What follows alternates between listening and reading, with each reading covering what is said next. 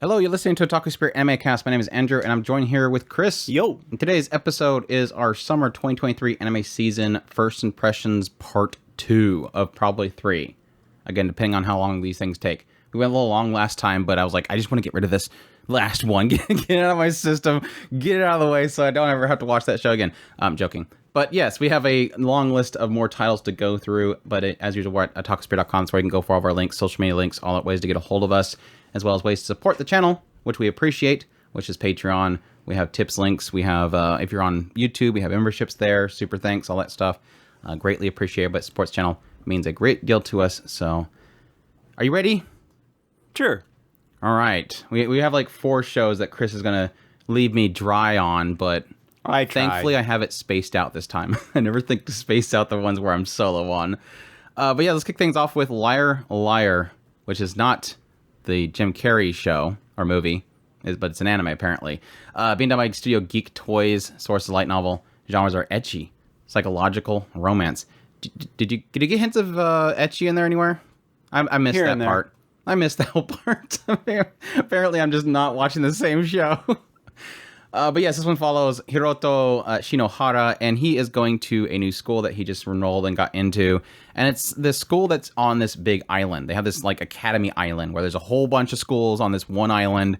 Everybody that comes there gets a phone. The phone has like all this information on it about you, and also plays into sort of the gimmick they have in this entire island, that everything is sort of dictated on how many stars and wins you get in different competitions. So if you find somebody, you can challenge them to a game, and it goes to the phones itself, and each person has different skills and whatnot. And yes, whoever's winning the most eventually gets enough stars. They become known as the 6 stars.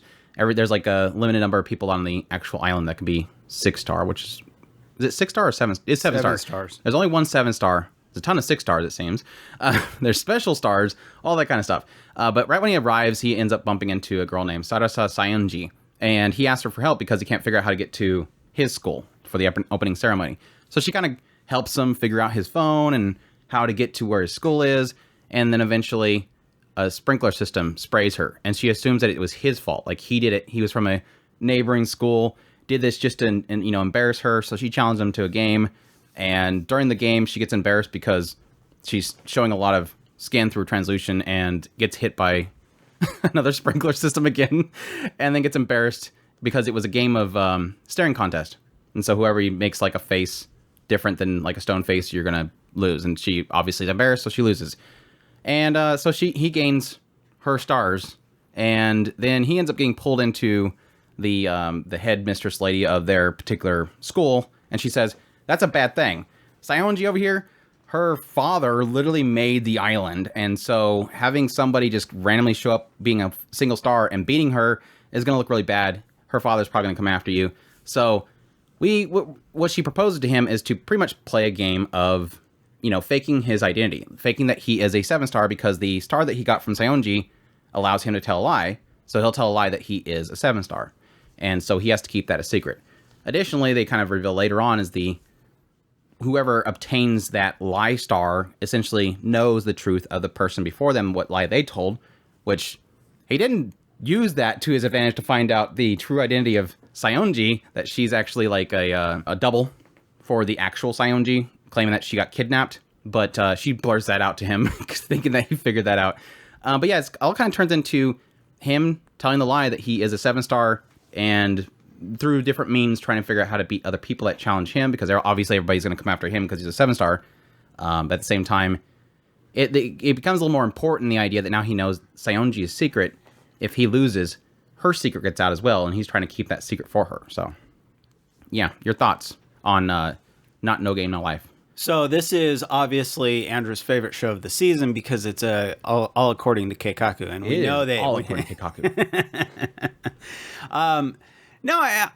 This show is kind of, I'm of two minds with it. In one case, I really love it. It has all these kind of weird quirks that kind of work to its advantage. They a lot of the systems involved seem decently well thought out. But on the flip side, like I made the joke, the all according to Keikaku thing, it all is hinging on whether or not these games are really kind of more engaging. And unfortunately, at least for me, the games themselves are not all that engaging. I really like the world itself. It does seem very interesting. Things that I would really like to have a lot more reveals on. I mean, the 7 stars and the special stars that some of these people, of course, everybody with a special star has this massive interest in beating him, but of course, because he needs to get one of every special star naturally. Otherwise he won't be OP. We all know that. So yeah, it like I said, I'm of two minds, and I really do come down in the middle of, I find a lot of the games boring. Just trying to wait for them to hurry up and get through it so that we can find some kind of cool reveal out of it, whatever is going to be done. That's a sad thing that kind of comes from it is like they can do this long explanation of how the game plays. And it's similar to, like I say, my frustration that I have with things like No Game No Life. No Game No Life kind of works because the chemistry is really good. But with this one, it's like, the chemistry is okay. Saionji is super cute. Obviously, Himiji is super, super cute. She's just kind of the Rem character. But it kind of turns that whole thing where like they spend like a chunk of the episode explaining this game, and you know they're not going to follow the rules of the game. Yeah. Somebody's going to have some, because each person has like up to 3 skills, and the skills that you have available is based on your rank. And the higher the rank you have, the more game breaking they are. And it's like, well, then how does anybody is supposed to defeat somebody that's higher rank when the skills available for 6-star are like insane? It kind of turns that whole thing of just waiting for when they pull out their secret card and aha. According to Keikaku, I was playing this all alone. I was acting like I was going to lose, but in actuality, I knew I was going to win in the end. That's kind of the frustration that I kind of have with it. It's kind of that whole, should I have any expectations? Because I know you're just going to rug pull with some, like this recent episode where you had this whole challenge, this whole thing with Akizuki. They had this whole fight with her, and I'm like, at the very end, it's like, okay, what are you going to do? And then they do it, and then it's like, oh, but wait, I had a trick too up my sleeve, and it's like, okay, but no, I too, it's like this whole like double crossing kind of thing, and it's just like, just tell me how it ends. I don't really care at this point. I don't have any expectations. None of it sounds clever. That's really what it comes down to is, I think there was only one of the matches where I was like, okay, that's kind of clever, and that was the one where he kind of reset the game because they used up all their cards, and then he reset it. And then he had the one card still. It was like, that was kind of cool. But the rest of them was just like, the race, disable, walk slowly to the finish line. Is like, okay, I don't really care. I would say that the recent match was clever, but it all comes down to they went, here's this card. That's obviously going to be the thing. If they literally just gave him this card, this trump card, he's obviously going to use it. So when it gets to that point, it's like, I know what they're going to do. Okay, sure. I'm kind of in the same boat where it's entertaining. I like the characters. I like the struggle. There's got a little bit of tension in there, even though, like I said, the tension is usually kind of lost just by that whole aspect of the games themselves not really mattering. I think the only area where I sort of kind of fall apart with the show is that I don't care about the rules of the game. That's the problem. Don't spend literally 10 minutes having them sitting in front of this projector explain the game, and I know you're not going to do the game. Yeah, the all according to Keikaku is literally what's just absolutely murdering this show. It's maybe if they tried to, and the problem with trying to focus on working with the game a little bit better would be the downside to it is it probably would make it too boring. And that's the really big frustration. They're trying to streamline it and get it done faster and get more of the storyline in, which, to be fair, I find more interest in this kind of weird system that they've built.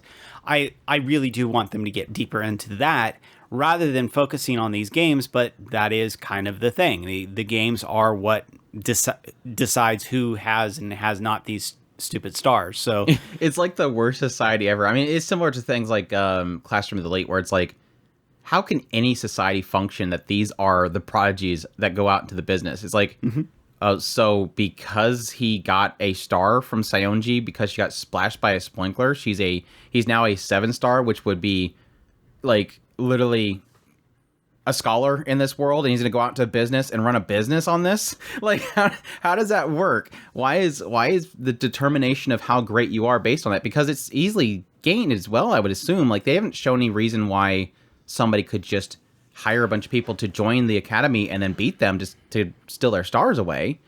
Nothing. I mean, yes, there's probably going to be some board watching how things happen, but to be fair, Classroom of the Elite was based on the idea of meritocracy, whereas this one is more based on the idea of bluffing, and that I guess in a way, I mean, I mean, there is a little bit of strategy involved in some of the things that they're doing, but either way, I mean, I guess a lot of it comes down to hacking, though. That's the sad thing. A lot of it is coming down to hacking. The only reason he had the ability in that one race fight is because they hacked the system. Yeah, and I mean, I guess bluffing can get you to a certain point. Strategy could definitely help you in furthering your career, but all said and done, you can't make everything based on bluffing and it would really depend on what kind of business you got into, because there's like so many businesses that I've been into, like, say for random example, procurement.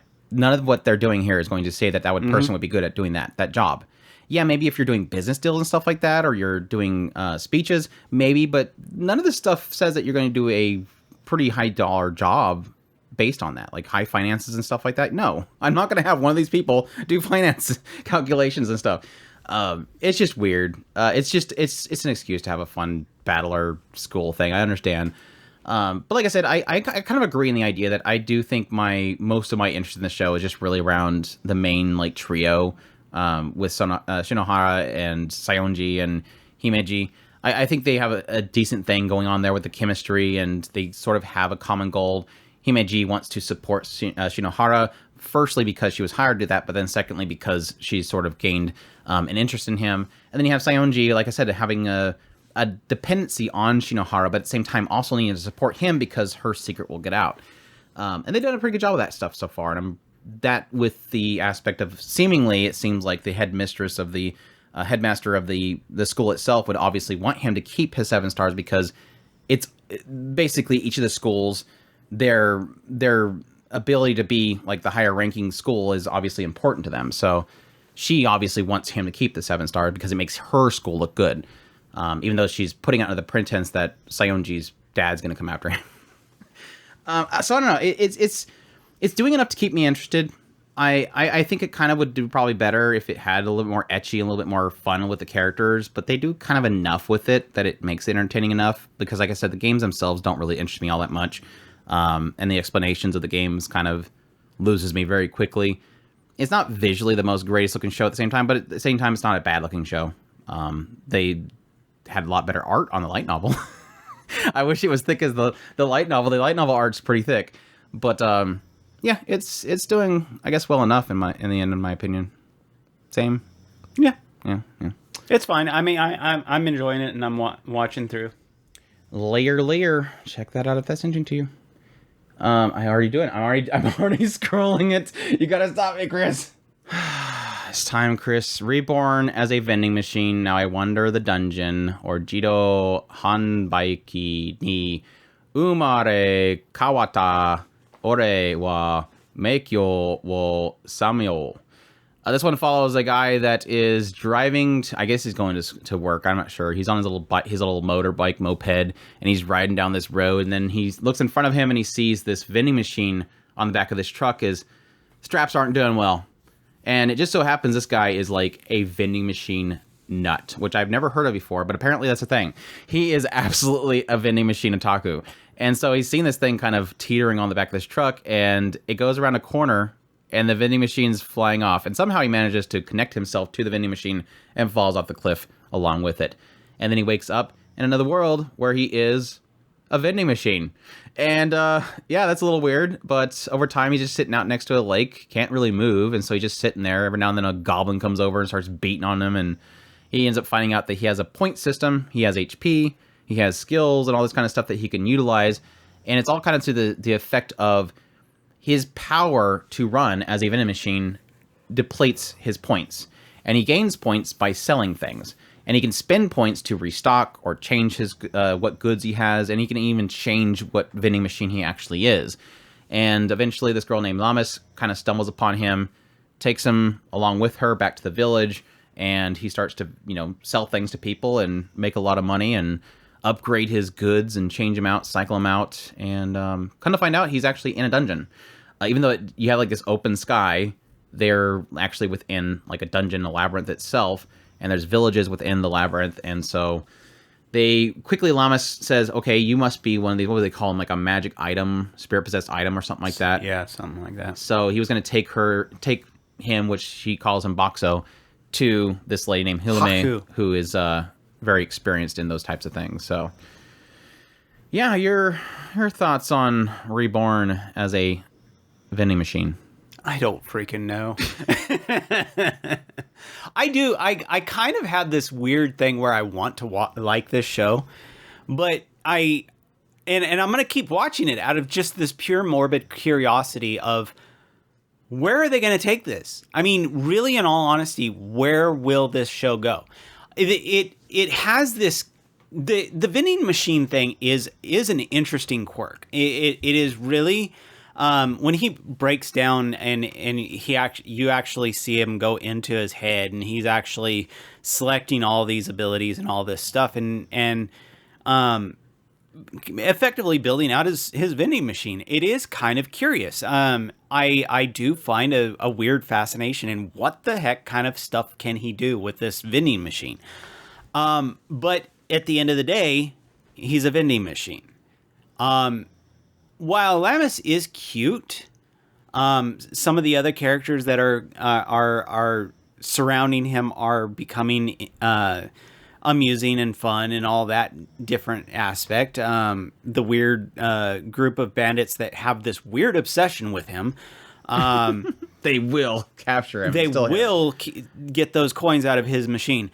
We've got the cute little lolly princess girl. If you think about it, he's literally like a treasure box sitting there full of gold. Yes. Whereas most people, they hide the gold inside of a room or something like that. This is literally sitting in the middle of the courtyard. So it makes sense why people keep like, well, there's the box right there. We can try to see if somebody has a safe or something in a building, or this thing right here, even though he's extremely heavy.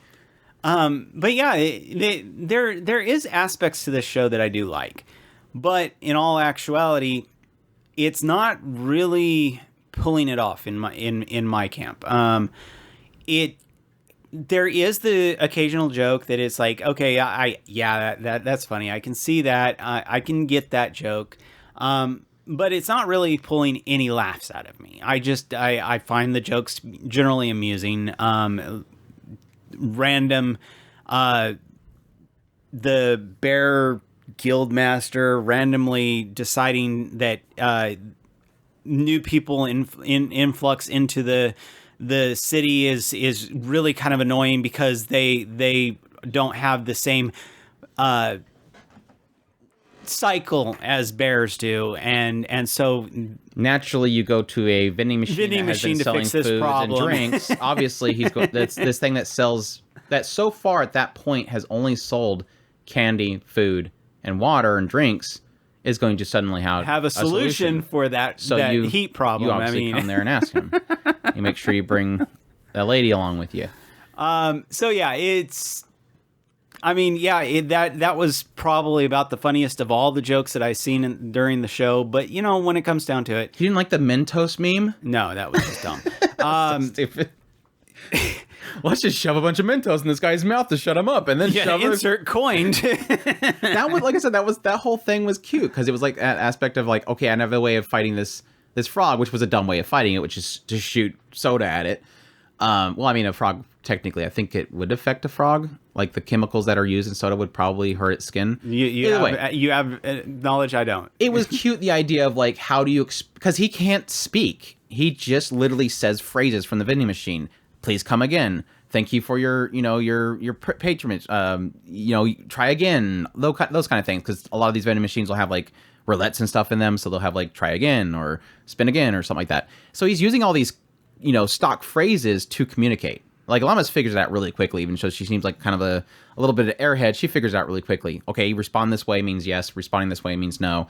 And so he's trying to figure out a way to explain to her how to put a Mentos inside of a bottle of soda. And so it's, yeah, please insert coin. Please insert coin. I'm like, I like this. It was so cool how it was like, how does he tell her? How does she figure it out? Like I said, then it kind of just throws it away by going, oh, well, this guy won't shut up. So shove Mentos in his mouth. Oh, wait, he's choking. So I'll shove a bunch of soda down his throat. It was kind of dumb.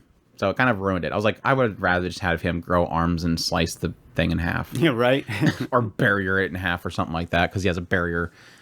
Yeah, I'm kind of I think that was probably the camel's back for me with this series, was that moment where, you know, the whole Mentos thing, because it was like you almost had a potential there for doing something kind of clever, and then you just showed me that you didn't think about how to finish that off.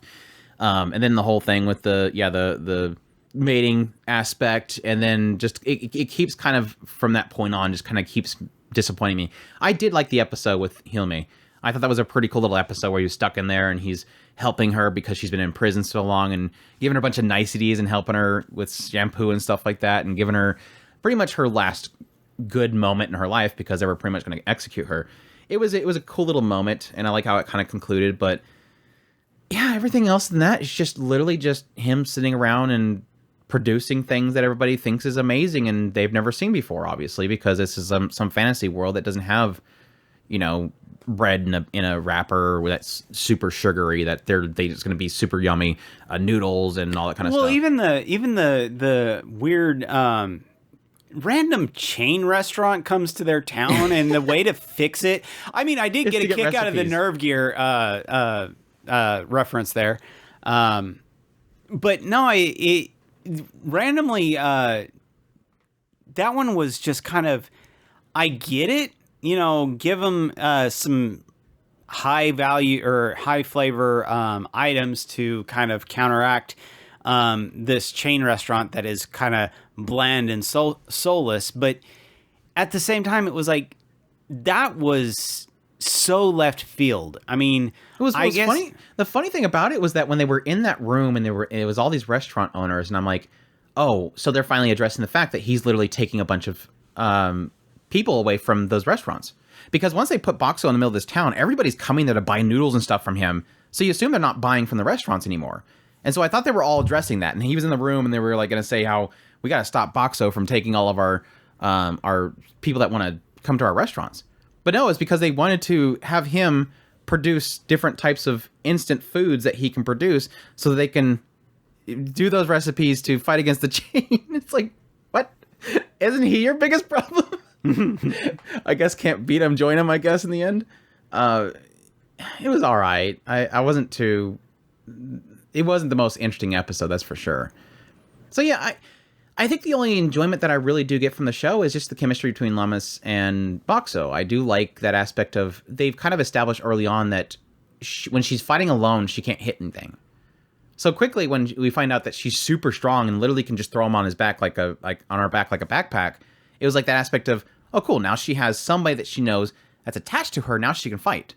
And so there's like that chemistry of her fighting things, this big old huge vending machine on her back. At the same time, he's producing barriers and protecting her back. That kind of stuff was really, really cool. And then, yeah, kind of throw in some aspects of that he can produce things that kind of help them during the battle. Okay, everybody's out in the middle of nowhere, they're starving. Okay, give them some food. There is kind of a give and take there that I do like, and I do like the fact that he can't just produce things for nothing, because eventually he'll essentially run out of power and he doesn't know what'll happen then. There is some cool aspects kind of sprinkled throughout there, but it is like one of those shows that overall, it just doesn't work. Like it doesn't do enough to really keep me at all satisfied in the end, which really sucks. Then we also have the competition. But he just overcharged for a whole bunch of stuff so that he's full of all kinds of points right now. Yeah, and then they had to exchange the coins because they were running out of currencies, and so they just keep throwing it in there, and it keeps coming out the change bot. Yeah, I was like, okay, I guess that works. It's nice, full of gold coins. It's all right. It's all right in the end. It's another all right. We're on a roll for all right shows. Let's run into another all right show, which is Jujutsu Kaisen, the anime of the season, probably, or at least obviously the most popular show of the season. because MAPPA and insanely popular shonens. I will say, I'm not going to get into too much detail. This is like another history story. This is Gojo's, I guess, early days. And the focus in this particular season, I think, is to really give a lot of context to Geto, which was like his friend in the school, another fellow curse user.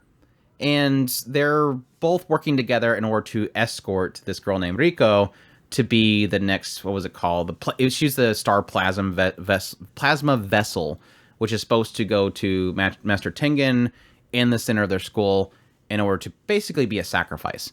And obviously, they can't just take her there. They have to let her have a fun time before she goes there. Like, anything that she wants to do before she ends up going there and sacrificing herself, let's do that. You want to go to the beach? All right, let's go to the beach. And so Gojo and Geto has to basically protect her. On the sideline, we're seeing this guy, Toji, and he is hiring people, putting a bounty on her head in order to kind of whittle down Gojo until he comes in and do his strike. And that all kind of leads up to a big epic moment. Like I've said before, I think early on Jujutsu Kaisen, I did like Yuji's story, which was the main character of the first season. This idea of this guy that eats this finger and is possessed by the most powerful demon out there, and he has to get all the fingers before, and everything's kind of drawn to those fingers. He has to consume them, and it makes the demon inside of him more powerful. But I think that story overall, as it went along with that first season, it just turned into a show that I watched because the animation's cool. The directing and everything is just spot on. It looks beautiful. But as story-wise, I didn't care much for. And then going into the movie, I kind of liked it again because it was kind of more focused on Gojo, and the story, I forget what the guy's name is, was a lot better story. Leading to this one, yes, solely focused on Gojo, a lot more enjoyable as well. I think overall, with all the characters that have been introduced to the story so far, Gojo is easily my favorite. Geto was a pretty cool story, I will admit. And it was nice to finally get context to him. It's one of those weird things. It's like, when I finish this, the season's not over, obviously, but this particular story arc's over. And we have like apparently a 3-week break before we get the next part, which I think they're going to be replaying the first season. It's a really weird schedule that they have for this particular season. But the weird thing that came from this whole thing is that I realized that, okay, we had the first season, which was like the current time with Yuji and the demon, and Gojo is basically training him. Then the movie was, we jumped back in time a little bit to see where Geto was attacking the school. And it's like, well, okay, this Geto guy apparently has a history with Gojo. And then the second season starts off with, okay, now let's tell why Geto's attacking them. So it's like this whole, like, why do we keep going backwards in time? Why didn't we just tell this in order of the story itself? It kind of makes sense for this first story because I would assume that Yuji's story is the core story, but it's like, why do we jump back, introduce Geto as a villain, and then jump back again and show how Geto became a villain? It's just a really weird, I guess, lineup of the story itself. But in the end, this first segment was good. This is probably some of the best material story-wise that I've gotten out of Jujutsu Kaisen so far. Visually, as always, it looks gorgeous. The fights themselves are amazing, despite a certain TikToker acting like there's AI being used and spreading misinformation. That stupid thing. But yeah, I enjoy it. Any Gojo I get, I'm gonna love. So yeah. I guess it comes down to, most people know what Jujutsu Kaisen is. They're watching it, if they're not. If you're on the fence whether you even want to watch it, it just really comes down for me. Yes, you might find a lot of people really enjoy it. They get a lot of hype out of this, but I'm at the point now where shonens have got to do something really impactful for story for me personally before I'm really kind of invested in them. Otherwise, they just come down to, is the animation good or not? Is the fights epic or not? And yes, with the first season, there's quite a few epic fights in it. But at least now I can honestly say, okay, the stories are getting better. So hopefully this means that the writer is getting better, and that going forward, it's nothing but good stuff. I've heard this next arc is supposed to be really good, so I'm hoping it delivers. So we'll see. Well, shonens for me, it really does come down to whether or not the factions build up well. For me, do I feel interested in the society that they've built up? Yeah, and I don't know, in that regard, I don't really feel like Jujutsu Kaisen does that very well. Yeah. It's literally like curse users or not. and different factions of curse users. And Yeah, how when they started to reveal the demons in the third or fourth episode, it was like, yeah, I just don't care, and that's about when I dropped off. Yeah. There you go, Jujutsu Kaisen's second season. Hopefully, in the next 3 months, we'll get the next part of it. Weird schedule for releasing it. I almost did it again. My unique skill makes me OP even at level 1. Yeah. Level 1, Dakero. Unique skill de Saikyo desu. This one is streaming on Crunchyroll. It's just the same studio that does the, because by the grace of the gods. Have you seen that? Like the transitions? I'm like, what's with the studio doing the transition screens like this? The commercial breaks where it has just like a random person pops up and says something random. Gotcha. Yeah, and it's like, it's so random. It's like, what are we doing on the screen? Anyways. It saves them about 15 seconds worth of animation. They don't have, but they're going to have that blink anyways. Yeah, genres, they animate more than most other studios do in the transitions. Shut up, Chris. You're distracting me. Light novels, the source genres are adventure fantasy. And this one follows a guy named Ryota, or as he's called, Yoda, because apparently they can't say Ryota. They can't say it, yeah. Ryota Saito, and he is your typical... He didn't even... He gave up arguing. Yeah, they're like, just keep calling it. Now they just let them do it. Are you going to argue if Emily cute girls call you Yoda? Like, you're like, my name is Ryota Saito, and she's like, oh, Yoda. You're like... All right, cool. Cute Lolly can do that anytime she wants. Yeah, all right, cool. All right. Anyways, yeah, he's like your standard, I am working in a black company and they're overworking me and I barely get to go home. I have no family, no home to go to, nobody that greets me at home. Hardworking Japanese worker. And out of nowhere, he just wakes up and he is a drop from a mob in a dungeon. And... he assumes that he died in his previous life, overworked, and now he dropped in a dungeon as a drop, and this girl in front of him is Emily, and she pretty much explains to him, like, wow, you're a drop. And he's like, what are you talking about? And he pretty much fills her in on the fact that, yeah, he thinks he came there from another world or whatever, so she goes in explaining pretty much this world. In this world, there are dungeons, and everything that the people of this world use, consume, or whatever... comes from as drops from dungeons. You don't go to, a crop and you make a carrot. No, you get a drop from the second level of this dungeon, drops carrots. And so she was in that dungeon killing mobs to get, what was they call them? Carrot? No, carrots were in the other dungeon. Roots. No, yeah, bean sprouts. Bean sprout, yeah. She was there farming bean sprouts. And she's like super strong. Like she can literally carry this massive hammer. And then she goes over and she shows him how there's this panel in the dungeon itself that will tell you all of your stats. And you have like all these things like strength and speed and all that kind of stuff. And they all have ranks. Then you have a level. She was like something of level 40. So she has a cap of 40. And then she has all these different attributes. Well, he goes to press on it and he's level 1 of 1, which indicates that he's never going to level up. But he does notice that on the second page that has your loot rarity. And his loot rarity is at S. And she's like, wow, S. And she goes down A, B, C, D, E, F, G. He's like, no, usually in my world, S means above A. So he tries it. He kills a slime and it drops like a whole bunch of those bean sprouts. And so he realized at that point, he's S rank loot, basically.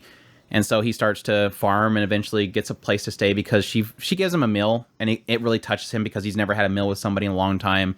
So he helps her get a place to stay and she welcomes him into the place to stay. So they start staying together. Eventually he goes to the second floor, starts getting carrots, gets the interest of this Eve Collins leader. She's like obsessed with carrots, obviously, because she's a bunny girl. Dead or carrot. And then eventually he discovers that they have this new dungeon opening up nearby, which is like the Nihonium, basically Japan. Everybody can't say the name, and he's like, "Oh, that's easy to say. It's Nihonium." And I'm like, well, obviously, because it's the name of your home country. But yeah, he goes there to kind of discover because they said there's no drops there. Everybody went in there, nothing dropped. So he's like, well, let me try with my S rank skill. Maybe I'll get something. He somehow manages to kill something because a pillar drops onto the thing. And it drops a seed. He picks it up, and it immediately gives him a rank up in his stats. So he's discovered this dungeon only drops things for him, seemingly, and so he is building up his stats. And so even though he can't level up, he's ranking up all of his stats. So it makes him overpowered. I guess it's enough to get into it. What's your thoughts on level 1 Dakedo Unique Skill de Saikyo desu? This one, as the resident isekai lover, I do kind of like this one. I kind of wish it was more in the character's head. I do know that a lot of these shows tend to be, and I noticed this in several of them. It's one of those frustrating things of these light novel adaptations. To kind of streamline a lot of the storytelling, it doesn't focus on what the characters are thinking, and so and I understand why, because otherwise you'd just be in this big old long tirade about how this character is testing all these different things to figure out what it is that they're supposed to learn in any particular situation. So in a way, I understand why it's not stuck in his head a lot, but at the same time, I think that it's almost necessary in some cases. It probably will bring a lot of the threads together in this show. He does a lot of experimentation. Yeah. Like, there's this whole thing where if a loot is left untouched, like if you don't pick up that carrot that you just got from that mob and you leave it there, eventually it spawns a stray. And these strays don't drop anything, and sometimes they're really, really powerful monsters that will just take over a city and nobody wants to kill it because it doesn't drop anything. And so he starts to practice the idea of, well, okay, what if I take this out here and throw it on the ground? What will it spawn?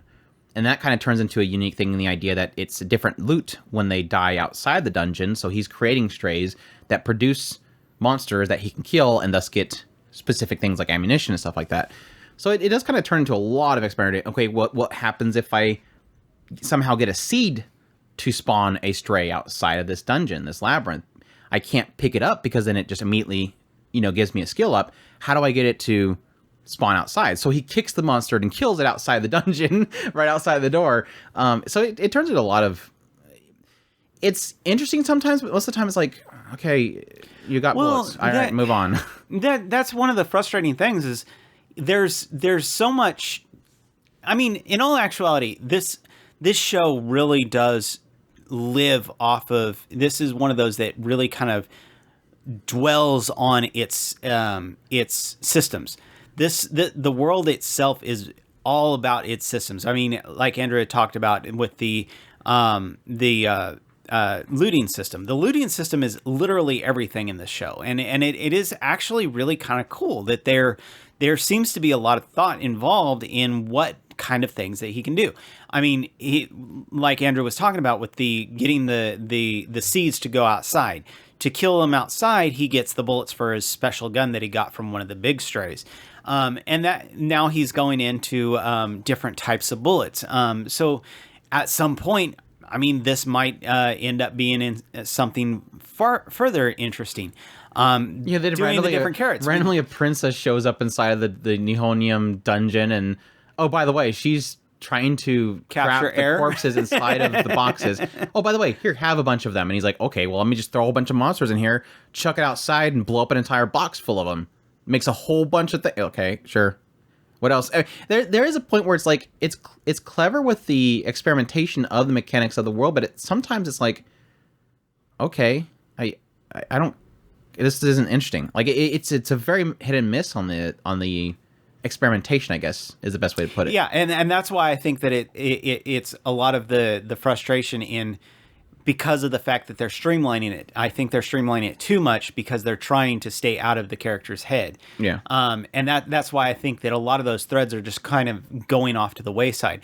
Like, for instance, one of those other things that kind of got thrown out there, but it went to the wayside really fast was, not only is he getting, like in the case of the bean sprouts, where he was getting more of them, he with the carrot girl, they were talking about how there is different rarities of the carrots themselves, and of course, him being an S rank, he was getting an even more impressive. Everybody else that brought her carrots, she would beat them up. Yeah, she didn't care about their carrots. She liked his carrots. So there's different levels to the different drop as well. So they're like I said, and that seemed to get thrown to the wayside real fast. Maybe that'll be come in to something important later, but as it stands right now, it just kind of got left off to the wayside. So, did you catch that they went that whole trouble of getting a loot wagon, and I think he said something to the effect of, "Oh, we've managed to pull in twice as much loot as before."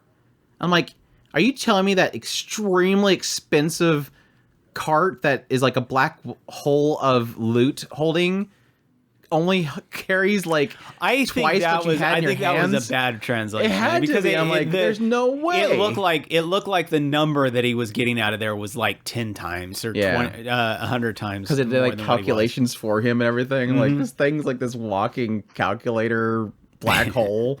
But yeah, I'm generally enjoying it. I really do kind of like it. I do like the characters, especially the girls there. For the most part, I really enjoyed them. So yeah.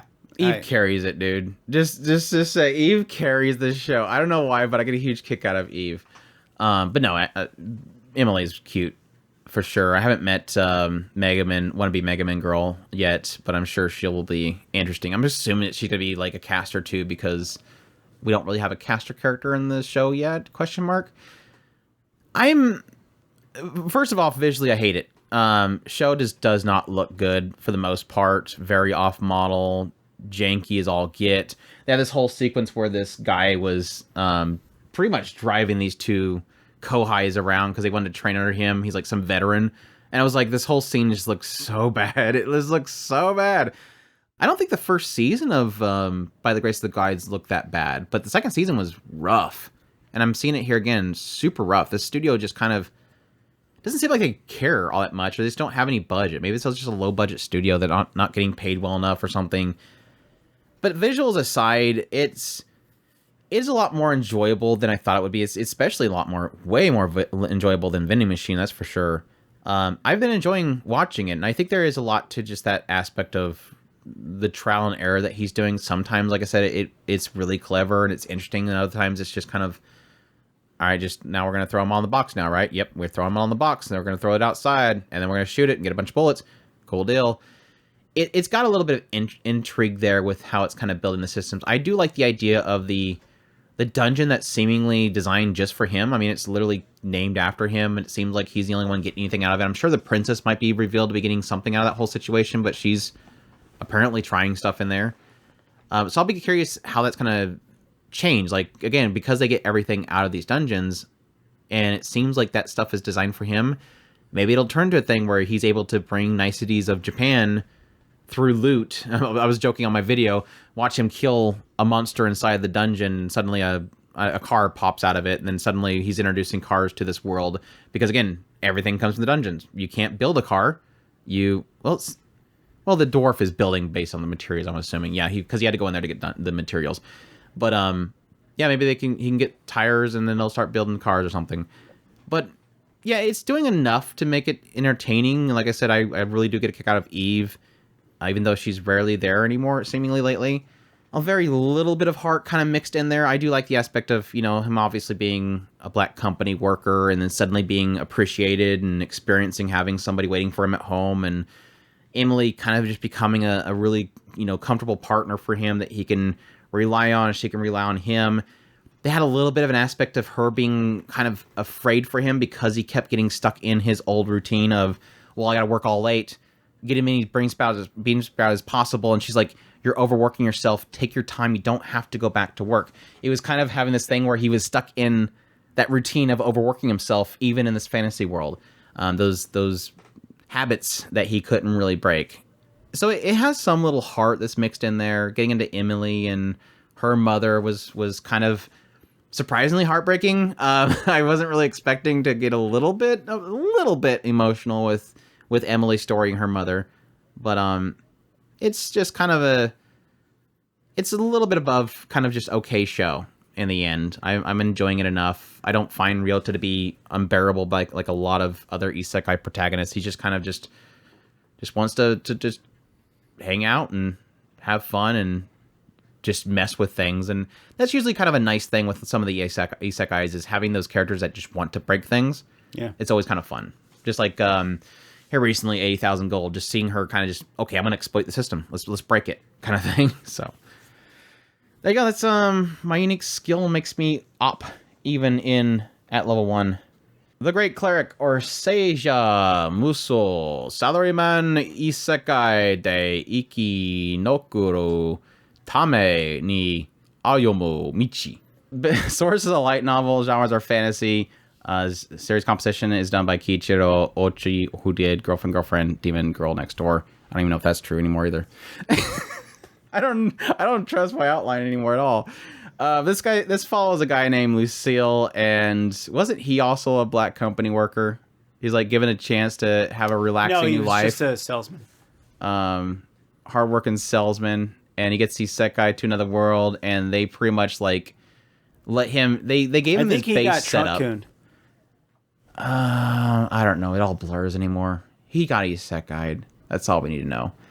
But they basically say, okay, your age and everything's preset, but you can choose your skills, and you just have a fun time. And so he immediately goes, well, I'm not too keen on the idea of fighting in the front lines, so I'll be a healer, and that'll pretty much guarantee me, some consistent work, because everybody needs a healer, right? And then he eventually goes to this town where he comes to find out this town is like has the headquarters for the Healers Guild in it. Quickly finds out that healers in this world are very much so needed, because obviously if you get hurt, you need a healer. But it seems like the healers are kind of jerks in this world. They're like monopolizing their skills and overcharging people to the point where they get sold off into, forced servitude because they can't pay for their bills just for a simple scratch and whatnot. So a lot of people just kind of bleed out and can't afford to get healed. He's brought into the Healers Guild where he signs up to do his training. He has like 3 different ways of training. One is to just kind of to become an apprentice for somebody. The one is to pay an absorbent amount of money and get a bunch of debt in order to go to an academy. And the other way is just kind of like the Spartan way, which is just to just keep casting spells over and over and over and over and over and over again until you get it. Eventually finds himself at the Adventure Guild, where he ends up offering his services to be trained under this guy named Broad, who everybody's afraid of because he's like this big muscle man that puts people through hell. And Broad ends up starting to train him physically to get stronger and get his stamina up, because he apparently, even though it's not supposed to be at that part of the story, apparently from the manga anyways, lost somebody, didn't have enough mana to heal everybody in this party. And over time just kind of heals. Essentially, Broad is training Lucille to be stronger, while at the same time offering his healing to any adventurer that comes down there to ask for healing. And we get a perspective that not only do healers charge a bunch of money for healing, and thus nobody can afford it, and so they come there and Lucille is able to heal them, but additionally there's a lot of healers that are discriminatory against like people like beast folk. And so a lot of beast folk come down there like, will you heal me? You actually healed me. That's crazy. And he doesn't discriminate against different races, so a lot of people start to rely on him to help him. And this kind of is great for Broad because he just doesn't want to see his adventurers die, and he's been seeing a lot of adventurers dying. And yeah, he just kind of trains with Broad and gets stronger and gets better at healing, and yeah. Then there's the Substance X. Yeah, the Substance X thing. Which I think is giving him higher growth rate. It's something like that. Is that a stamina or something like that? No, it actually killing his taste buds, I would assume. Yeah, when he looked at his status down at the bottom, it said something about growth rate up or something like that. So I think, but I think it's just an excuse to make him drink something volatile. Yeah, it's just an excuse. They just have like there's some sort of waste in the cafeteria they can't figure out what to do with, because they can't just dump like the grease or something like that. So like just mix it in a cup and we'll say that it helps them. Yeah. It's a placebo effect. It makes you think it. All right, so I guess I'm going first on this one. Always. Daggone it. Me and Andrew have kind of had a little weird conversation about this. This show doesn't feel right. And I wish I could put my finger on it. Andrew's got the best explanation for it, and I kind of lean towards what he says on this, so I'm going to let him do that. But as it stands, I do like it. I think that there is a lot of potential here, And it seems to be squandered by really, really weird comedy that just does not seem to really fit. And I don't know if it is the director trying to make things lighter or what. It just doesn't feel right. And I wish I could understand it a little bit better, but I don't. So I just lean on there's good potential here, and I do really want to see where it goes. Mostly because I do like a lot of the aspects that it does have in here. But the comedy absolutely sucks. I hate the comedy. I wish it would go away and stop being there. It's like it has an identity crisis or something like that. Like it just doesn't, almost like it doesn't know what it wants to be. I've always kind of mentioned the idea that just based on the light novel artwork, it feels like the show should be more serious. Not that the show is like overly goofy, but it does try to hit a comedy beat every now and then. It just never really kind of fits. Either it's like I think that's the whole Ikemen running thing and him getting all goofy looking. It's like that wasn't even in the manga, and I'm assuming it's probably not in the light novel too. Like, what are we doing here? This isn't funny. I think the Substance X is a good example. I think Substance X is supposed to be in the story. Yeah. I think he actually was drinking the Substance X. But I do think that they're making it more out of it than it actually needed to. Like it's almost like they're taking a joke that is something that was actually in the story, and then they're playing it up because they think that it's funnier. That's like the running. Yeah. That whole scene where he's running, and then suddenly he becomes like some weird, like flexible cartoon character with an Ikemen face. That wasn't in the manga, and like I said, probably not in the light novel. I would assume similarly, it's the same scene. He's gonna yes, the manga has him drinking that Substance X, but I don't remember it really being like overly comical. I've just kind of briefly flipped through the manga. I was really kind of confirming what I was told was added in the anime at the end of the first episode. That yes, he's confronted by that Beast Folk party, but they're not injured. And so that whole thing at the end of the first episode going in the second episode was just there in the anime to hook people into watching the second episode because it never happened there. Him running out of mana and losing somebody wasn't until way later when they had that segment the second time where he lost somebody, and it hit him then. I ran out of mana and I wasn't able to help everybody. I have to get stronger. That was his big kind of changing point of wanting to get better. Not back here, which, yes, looked really bad for the second episode because he literally just lost somebody. He's in his bed for a single frame, and then he goes, all right, to the Adventure Guild. It's like, it doesn't make any sense. Why are we trying to... Something's not happening right here. And I think, yeah, I guess that could come down to adaptation, but it is kind of one of those things that almost seems like it has an identity crisis in the end because it doesn't... I don't think this show is supposed to be that comical because underneath everything seemed like a really serious story. And that was kind of the puzzling thing, that it took so long that we finally here recently had one of the clinics is going, why are our numbers down? Why don't we have enough people going into forced servitude to make us a bunch of money? Why don't we have, a bunch of money ranking in the clinics? Because everybody's going to Lucille. He doesn't charge anybody. Why not go to him? So suddenly, finally, even though he's in literally the healer's capital of the world, he's finally running into another healer. And it's like, you would think these people would hate his guts and they were trying to figure out what he's doing because he's taking a bunch of jobs from people. But underlining it is the weird thing because it seems like this should be a serious story. It's talking about, again, healers in this world. It seems like it should be a very, very critical part of everybody's life. Because if you're an adventurer, you're going to get hurt and you're going to go to a clinic. And if the clinics are charging too much, something's broken here. People seem to hate these healers, and other people seem to be like, wow. There is kind of an interesting aspect. Broad does it. The healer guild itself does it. They're acknowledging Lucille's different. They want to nurture him because he's different than everybody else. And they even noted with the other healer here recently. Well, he was like Lucille at some point. So what made him the way he is? So that explains why everybody's like, Lucille never change. Lucille never declines somebody based on their race. I would never do that.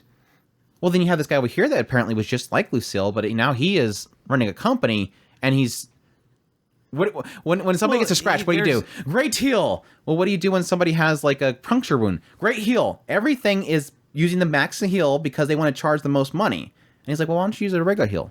He was like him at some point, but then he changed. Well, and there's also that aspect of that, the fact that you both love the healer and hate the healer at the same time. For the idea of you need the healer because the healer is the one that's saving your life, but at the same time you hate them for you can't go to the healer because then you might go into that forced servitude thing that Andrew had mentioned earlier. It's like what we're talking about with like Mushoku. They have this whole aspect of like some of these people will heal somebody and then go, well, thank you so much for healing me. Okay, well, here's your bill.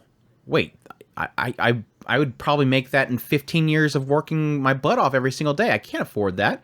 Well, there's a wagon over here. Get on in. We're going to take you to a trader. We're going to sell you off. Yeah, and there's the aspect of, okay, well, on the opposite end, is it purely a service? I mean, the girl and the alchemist girl had the same situation where, okay, is it right for you to just clearly expect me to give of my services for free? Is it right to expect me to do that? Then I am. I mean, that's not fair. I didn't mean to. You said the YouTube naughty word. I would be the one in forced servitude if I'm being forced to give everybody healing for free. Yeah. It's not fair on either end. Now, does that make it all right to put the other person into forced servitude? No, it's not. But it is. How do you equalize that out? I mean, what was the name of that show? You're making me try to figure out the name of that stupid show. Yeah, she was like an alchemist, and then she got a place to open her own shop, and it was like this remote village. And they bring in somebody that literally lost her arm and everything, and they lay her down on the table, and she's like, I mean, do you want me to save her life, or do you want me to restore her back to 100%? They're like, 100%, of course. Why wouldn't you do that? Well, it's going to cost me literally a bunch of people's time, which is money, to do that. She wasn't saying, I don't want to help her. She's just saying, I need to be compensating for this because then the next person that comes in the door is not going to get those potions. So it made sense. This all costs money. And that's why every episode ended with her tallying up everything that she spent that day, everything that was used, and how much she got paid. And so sometimes, yes, she'd go in negative because of that whole system. So, yeah, a good comparison there, honestly, because that's sort of my expectation coming into Great Cleric is like, I kind of like this aspect of seeing. Honestly, I've always liked the idea of doing the story of the healer because you just don't get it. You always get the OP main character that blasts everything. But I don't like this idea of the healing's got to always be something different. I mean, I think there's a show going to be coming up here eventually that's about like using healing to enhance himself so that he's super strong or whatever. And it's like, I don't care. And they're kind of doing that with this one because Broad's teaching him how to defend himself because, yes, people are coming after him. He's going to have to get physically stronger too. He's going to have to be able to defend himself. Nobody's going to want to. Now, I would argue everybody in that guild wants to protect you. So you're going to have somebody at your side all the time, but he wants to protect himself. So it's kind of going on. Broad wants to make him into a paladin or a monk. It's just pretty much. Which is cool too. I like the idea of the paladin. I mean, that's the whole idea of why I like Faraway Paladin. Yeah. It's a different story. This is a guy, the man of the cloth, that wants to heal and take care of people and lead the spirits to the afterlife, all that kind of stuff. It's a different story than just blast things. So I do like that. I do like this aspect of the Great Cleric. I agree with Chris. I don't think the comedy works. And secondly, like I said before, visually, I don't like the designs of a lot of the characters. I think Lucille's okay. I like Broad okay. A lot of the female characters, like I said before, have like almost a very wide, pointy chin, Ikemen kind of style going for them. Like they're pretty boys in a shoujo show, which doesn't make any sense to me. So that kind of bothers me a little bit, but it's not a deal breaker for me.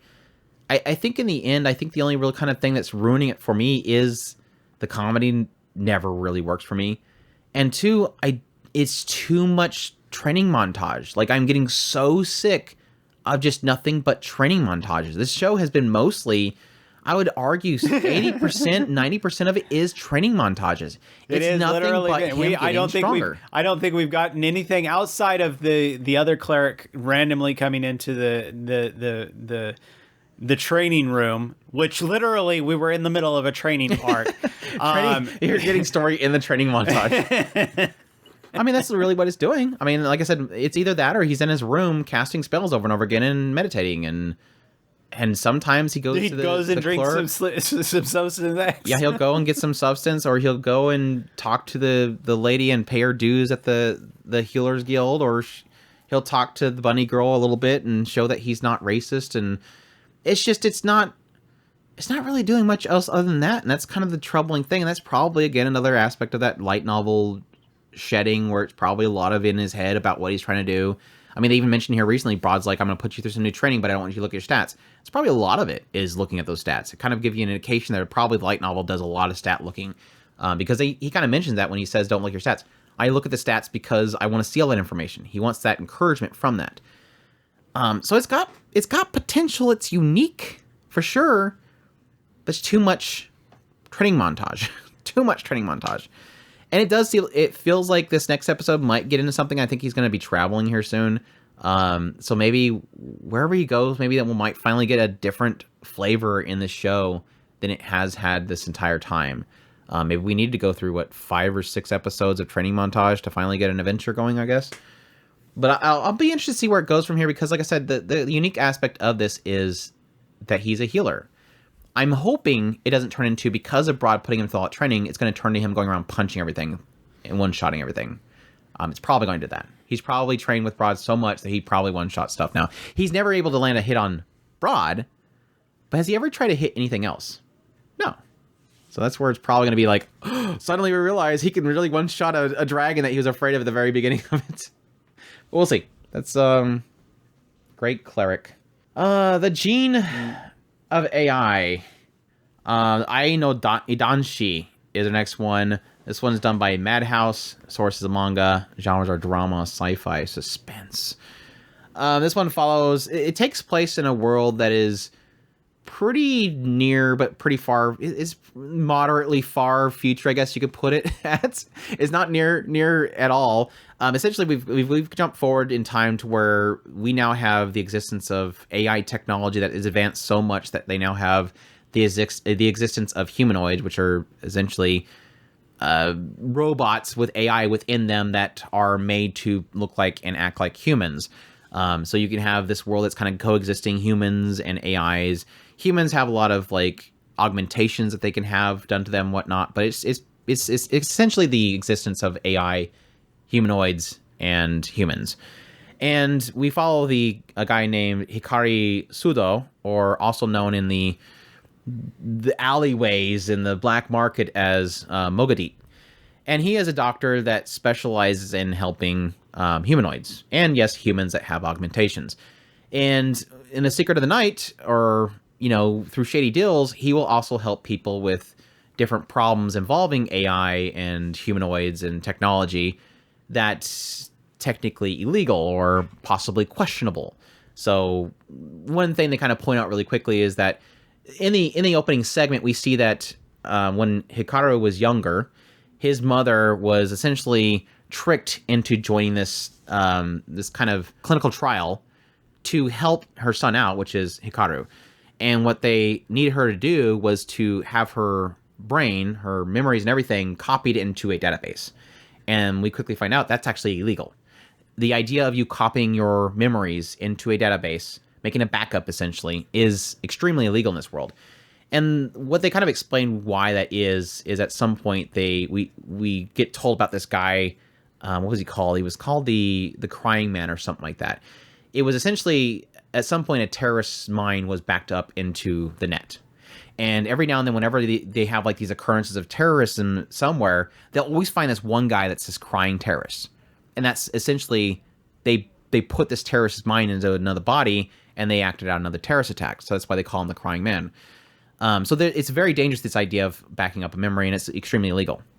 But essentially, one of the stories is this father, his humanoid wife, fell down some stairs. And he was afraid that she was going to die. And so he immediately took her and backed up her memory so that if something happened to her, he can fix her. And he ended up having to get some illegal program because it's not legal for you to do that. He had to find some illegal software to back it up, and it ended up putting a virus inside of her. And so he can't go to the police or go to a doctor or anybody because they'll find out that he backed up her memories. So they go to Mogadit. And so he'll come in there and obviously reprimand him like, you did something that you weren't supposed to do, but I'll help you. So there is a little bit of aspect of him trying to push them a little bit about what they did is wrong, but also he's not going to turn them down. He's going to help them out. And so it kind of turns into a whole question mark of the daughter's upset because her mother, yes, her mother can have her memories restored after, Mogadit figured it out, but she's going to lose a week. And then the mother's kind of scared because in order to restore her backup, she has to have a full format. So her brain's going to be emptied. So you're still the same person. There, it brings up these little question marks. Later on, they have this one boy that gets angry really easily. So there is something they can do for a boy like that that's humanoid, which is to suppress his emotions, through software. So is he still the same boy he was? He loved playing piano. He can get all that energy out just playing piano beautifully. Like he has so much energy in that piano because he has that anger in him that he's pushing out. So will he ever be the same if those emotions are kind of suppressed? There's a lot of question marks like that they're kind of bringing up this series that I do like. It is sort of one of those... I think it's it's a cross between Time of Eve, which for those who don't know, that's pretty much a story about this cafe that has a sign in the front that says you don't basically identify if you are a human or if you're a humanoid. And so people going in that cafe, it's like you go in there and you wonder, well, is this person a real person or is this a human? And it's got that kind of taking down the barriers, but you see it questions what makes a human and what makes a humanoid. And I kind of take that and probably merge it with Plastic Memories. It's like those two coming together. Plastic Memories being one where they go out and they help with different issues of, androids going crazy or helping people with their issues with androids and humanoids. It's kind of a mix between the two of them. It's just like each episode is seemingly sometimes two different stories being told. One is the main focus story, and then one is Hikaru, the doctor, and what he's going through, which is trying to find his mother's backup brain that's somewhere out there in the net. Every now and then, sometimes they'll kind of link like 2 or 3 stories that all have the same core story to it. Like one was this one where this lady had been with this, they have a service. This one company has a service where they send you a humanoid that is designed to be a companion. And so she hires this service to have this companion with her all the time. So every time she comes home, there's this boyfriend that's always waiting for her, takes care of her, but then she meets an actual human. And so she discontinues that. But then at the same time is sorrowful because he's just going to get shut down. But he's like, no, I fulfilled my service. Thank you for having the service here. Gets in the bus, gets driven off to get shut down. And at the same time, you have this other story where this kid has this teddy bear that has an AI in it. But then it starts questioning where its past owner was. And then it becomes the question of what is a real person or what's not a real person. It's interesting. Overall, I think this world of the gene of AI, I think the world is very well realized. I think Madhouse is doing a great job of breathing life into this world. And the mangaka, whatever, is doing a great job of making this a believable futuristic world. I mean, they have this little joke moment where Pseudo obviously doesn't he accepts newer technology, but sometimes it frustrates him. So he gets in his car and he just wants to turn off the stupid autopilot, but it's like, but your insurance warranty will be expired or discontinued if you do manual. It kind of does a lot of little touches to make this feel like a breathing futuristic world. It feels like a world that kind of exists. And getting into a lot of things like, why aren't they allowed to back up their brains? Why do humanoids have a life cycle? They're built to decay after so many years. They don't want the humanoids to outlive humans. So despite the fact mankind has created advanced technologies and AI and humanoids, they still fall within the rules that a human mortal body would. Why do they do that? And the possibility of breaking beyond those things. A lot of that stuff is very realized. My only problem is that a lot of the stories are interesting. A lot of these little segmented stories are interesting. But they kind of lack an oomph. I don't know. It's hard to explain. They're not that deep. Each individual story isn't that deep. They're not super complex. they don't have like integral details within them that weaves a really intriguing story. They're just simply, like I said before, lady falls, dad backs up her thing, wasn't supposed to do that. Daughter doesn't like the idea of mama being reverted back a week. The mom doesn't like the idea of being cleared out. Dad's just like, I don't want to lose my wife. Simple story. You get a little emotional because obviously the girl's crying, but it's not like it's not like you get really invested in the characters. Pseudo's a lot better of a main character than I thought he was going to be. I thought he was going to be like just a emotionless doll character, but he's got a little bit of spirit within him.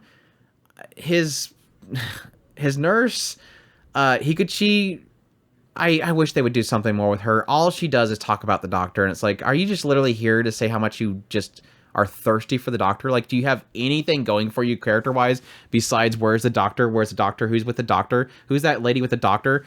It's like, do something with this girl. They had a funny segment where they took and made a artificial pseudo inside of this like this game where you can like create a virtual scenario, and they just kind of put him through a bunch of different scenarios, like the whole bread running down the street, him being her little brother to wake him up in the morning, and him getting with a boy android. It was kind of goofy, but most of the stories are just kind of, like I said, very simple, which is not a bad thing, but at the same time, it's one of those things where I think it's a very clever world, but I don't think it's going to have much impact in the end. That's the thing. So, and despite being Madhouse, it's not like they're making the world itself very visually great, but there's not really much detail to the show either. So it's not like a S tier Madhouse. It's probably because Madhouse right now is like conserving all their energy for Farian coming up. So are you going to tell me that this is not Ghost in the Shell? Could be. The mother story could be a Ghost in the Shell situation. It could be. Anyways, that's the Gene of AI. Check that out. Well, obviously this is garbage. Andrew just confirmed that absolute this is not garbage. I wasn't 100% positive. Not, just like Tiny Senpai. Not Ghost Apparently, in the Shell. I hate Andrew confirmed. I hate Tiny Senpai. Absolutely hate Tiny Senpai. Apparently, yeah, because I'm not 100% positive. I'm used to that. I'm used to everybody picking out all my negativity. It's fine. Did I not make an outline for Rurouni Kenshin? I think I have it over here, probably. We're probably just expected to know it by heart. Yeah, the Battousai. Battousai. Revolutionary War. Battousai wants to chain his life, wants to protect people. I made a thing. There it is. I got it. I have it. Rurouni Kenshin, something like that. 2023 version. But yeah, Meiji Kinkaku Romontan 2023. But yeah, this one is 10 years after the end of Bakubatsu, essentially this big, massive revolutionary war. One of the most well-known imperial soldiers was Hitokiri Battousai, who was this samurai that just wrecked people. But yeah, jumping forward 10 years, we have we at first follow this girl named Karu, who is trying to run this sword dojo that was kind of passed down to her. At some point, she ends up running into this guy Kenshin, who is, again, this imperial soldier that is now just trying to, travel around and protect people rather than spill blood. It almost feels like he's just kind of trying to essentially make up for how many lives he's taken by protecting those around him. That's why he left the Imperial Army and whatnot. But yes, she ends up kind of roping him into helping her with the dojo, and then different people show up that all want to beat up the Battousai because he's just really well-known Imperial soldier, either because they want to get revenge because he was an Imperial soldier, or they just want to take something from him. Just random hijinks. The dojo. Mm-hmm. The dojo. Yeah, everybody really badly wants that dojo. Well, just mainly one guy. The guy that was, trying to help her, but actually was trying to trick her. Anyways, how you liking the new adaptation of Rurouni Kenshin? It's nice to see it refreshed. It really is.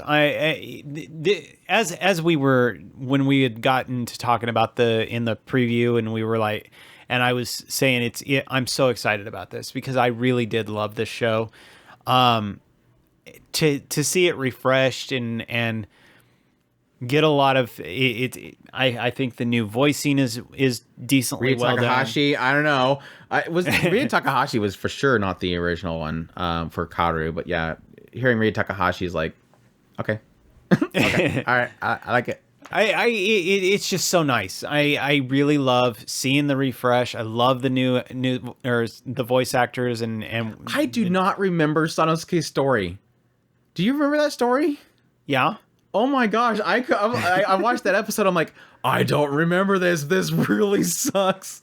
They're essentially they sent this group out to essentially tell all the farmers we're going to lower the taxes by 50%, and then the government realized, oh, we can't follow through with that. They crunched the numbers wrong or something like that. So they called them rebels. They called them traitors, saying that we never said to say that. Go kill them. And so they were killed for saying the message that they told them to send. I was like, I don't remember this story at all. That was screwed up so bad. Yeah, it's a dark world. Yeah, it is. It's a dark world. And there's so much stuff that's coming up that is just so much fun to when they start getting into it. And I can't wait for them to do the backstory stuff. That's exactly so gonna be good. There's just so much stuff that I really did enjoy, and I love the new coat. I'm enjoying the show, and I can't wait for some of the more just hard hitting parts to start getting in. Yeah, this is one of those struggling shows for me because there's like a side of me that's like, for the most part, it's like this is not like the most shocking and fantastical storytelling. Like I'm not engaged all the time. It's very mellow, and I'm like, I don't know if that's because it's kind of aged. Like it's aged well, but not like pristinely. Like there is still a little bit of this is an older style storytelling that doesn't always constantly grab your attention with something. But I'm wondering if there's another side of it, is that, yes, a lot of the story I do know. I mean, I haven't watched Rurouni Kenshin in a long time, but there's a lot of it that I do remember. So it's like, what side of it is, yeah, it's familiar, or what side of it is that parts of it hasn't aged well. But I think in the end, it's like, this is one of those rare cases where it's like, unlike Urusei Yatsura, I liked it, but at the same time, I seen how it wasn't aged well. This one's just kind of, overall, I'm still really enjoying it.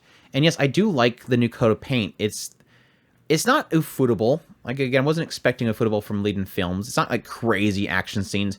A lot of the fight scenes are more about what the story is telling with the fight itself. And yes, the whole concept is that Kenshin doesn't want to kill people, so it's not going to be him cutting a bunch of heads off. That'll be with the backstory stuff. The fights are well enough that you get the context of what's happening in the scene. You see how insanely talented this guy is. He's going to beat the crap out of anybody he fights because he is the Battousai. You expect that he's going to win. It's more of an aspect of how he doesn't kill his opponent, how he does keep from killing people, and still gets the message across what he needs to get across. Like the sword-bearing soldiers, when they suddenly show up, and he just they forced his hand. He doesn't want to get involved, but in the end, he's like, I will protect those around me. Get out of here. And the people rise up, obviously. It's got good story in there still. I loved seeing, I forget what he was. It was like a captain or somebody showing back up and trying to pull Kenshin back into the Imperial Guard, explaining how, we're trying to help the people. And he's like, literally, look around you. Who just attacked these villagers? They were going to kill all the villagers that were surrounding the area, all these sword-bearing soldiers. And it's like, look around you. But he's like, but we're making things better. I'm like, not really. You guys are still corrupt. And he doesn't want to be a part of that. He wants to focus on what's in front of him. And that's what's important to him. It was a really good scene. It's like, oh yeah, that's right. They're really good at writing. I really do like this story. So I'm super excited for it. Do you remember how long it took to get to the Kyoto arc? Like the whole backstory stuff? No, that was that's the I don't know. The kind of the last part. Do you remember how long it took to get to that? I don't remember. Because I do know that there at least a couple stories before we get to that, but I was kind of curious as to how long it took to get to that, if you could remember. Yeah, I think it looks visually solid. Wasn't expecting a whole bunch, but I think I'm getting a lot more than I was expecting. Like Chris said, the voicing is really fantastic. I think my only real complaint is whoever's doing the translation, don't translate Gazaru. There's 2 shows this season that have a Gazaru character, and it's like, stop translating Gazaru. I noticed that with one of the other shows. Yeah, I don't remember what the other show is, but it's like, stop that. You don't have to translate Gazaru. It seems so stupid. It was a female character in the other show, I remember. I want to say it was OP character. No, it's Reign of 7 Spellblades. No does it too. So yeah, whoever's at High Dive and whoever's at Crunchyroll is translating Gazaru for Reign of the Spellblade and Rurouni Kenshin, stop. It looks really stupid. It just doesn't translate well. You don't have to put I think or I am or whatever at the end of every single sentence. Anyways, that's Rurouni Kenshin 2023. It's definitely turning out really well. Like I said, a lot more than I originally anticipated, which is great. I'll take a win. Next, we have the Masterful Cat is depressed again today, even though he's not. I've yet to discover when the Masterful Cat is depressed. Why did I put my master? My master is depressed again. The Masterful Cat is depressed again today, or Dekiru Neko wa Kyo mo Yutsu. Studio is Gohan's, source is a web manga, genres are comedy, supernatural. And this one follows Saku Fukuzawa, who has a very interesting pet at her house named Yukichi. She originally found this cat in a park under a bench, and it was a really cute little black cat. And she brought it in, gave it warmth, brought it back to her home. But then over time, it got big and really, really big. Like literally a foot taller than her. He's huge. This big, huge cat that walks on its hind legs, seems to have intelligence like a human. It doesn't really talk, can't talk, but it does everything for her. A lot. Yes, it does. It does that a lot. Damn Homo sapiens. He literally realizes really quickly that this girl's got problems. Her house is a mess. She doesn't take care of herself, and so he quickly just kind of takes care of the dishes, cooking, cleaning, everything. It's basically Way the House Husband, but a cat, and the cat's not Yakuza, ex-Yakuza.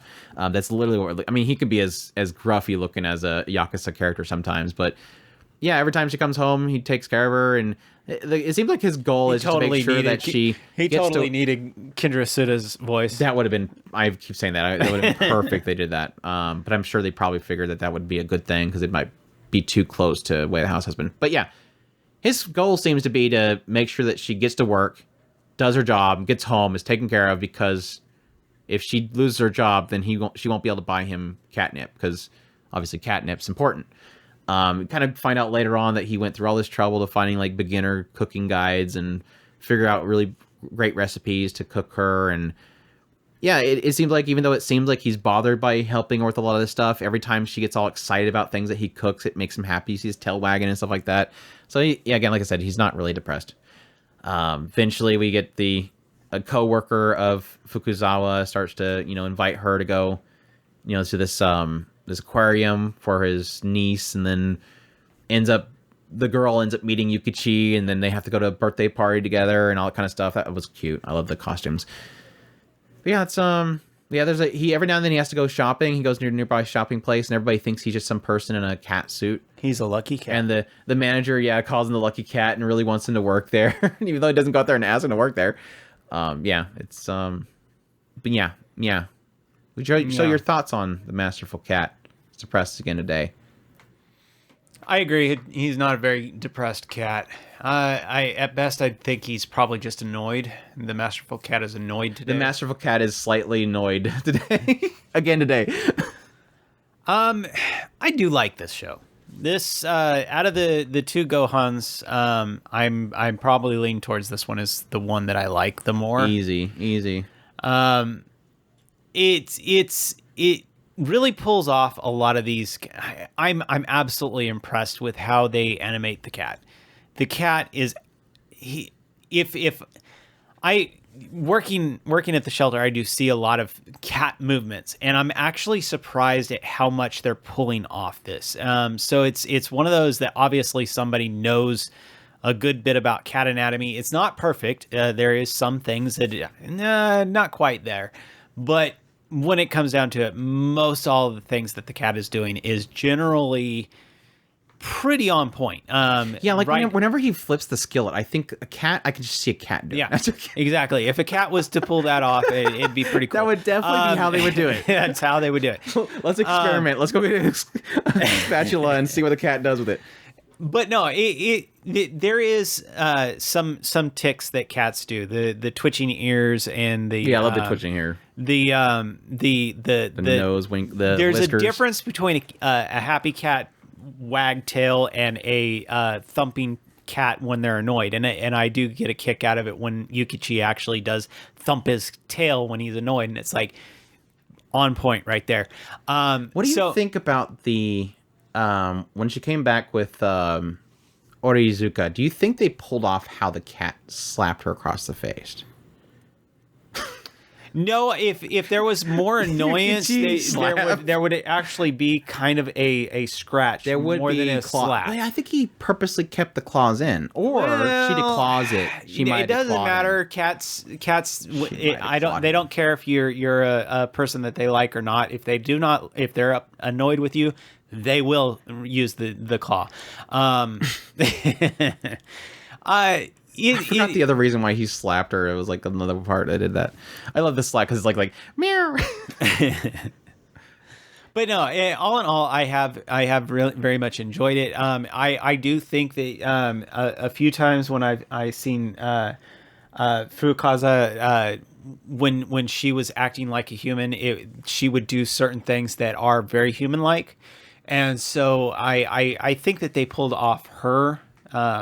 Being in her element here and there every once in a while. No, I enjoyed the show. It's fun.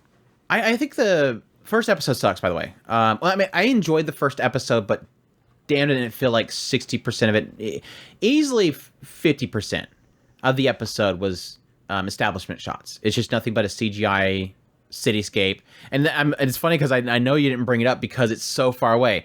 Thank goodness, after that first episode of just, like I said, literally seemingly half the episode being nothing but streets and CGI cars and buildings, every 2 seconds are establishment shots.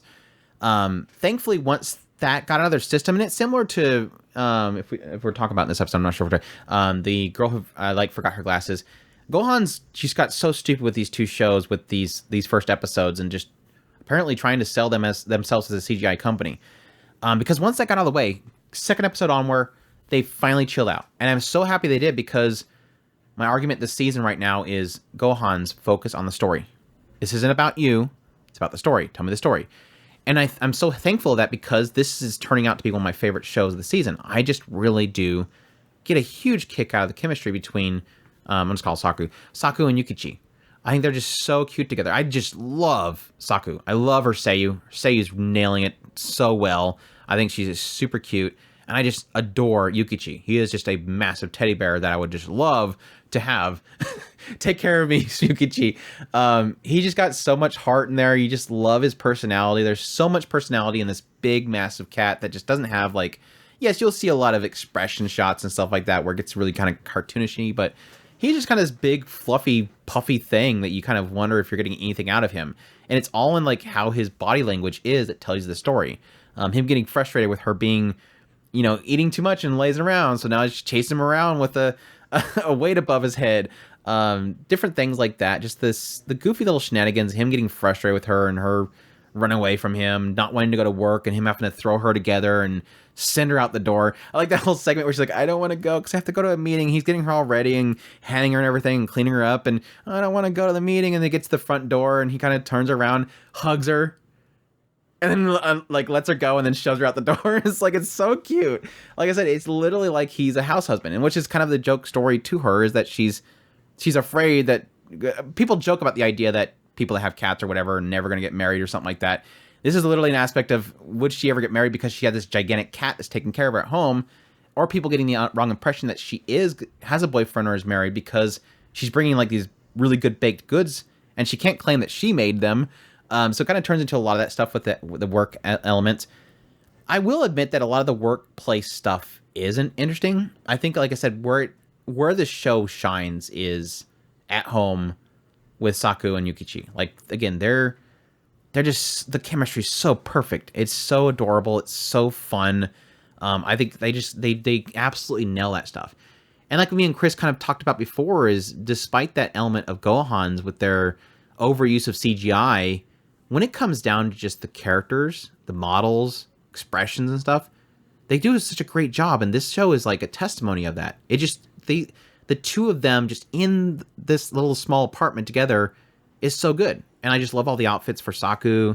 Her lazing around, like I said earlier, the costume party was super cute. Putting a zipper on the back of Yukichi to make it look like he's this big cat suit. All that stuff is fantastic. I love the scene at the birthday party with the grandma. That was super sweet. It's too good. It's surprising how much I'm really loving the series so far.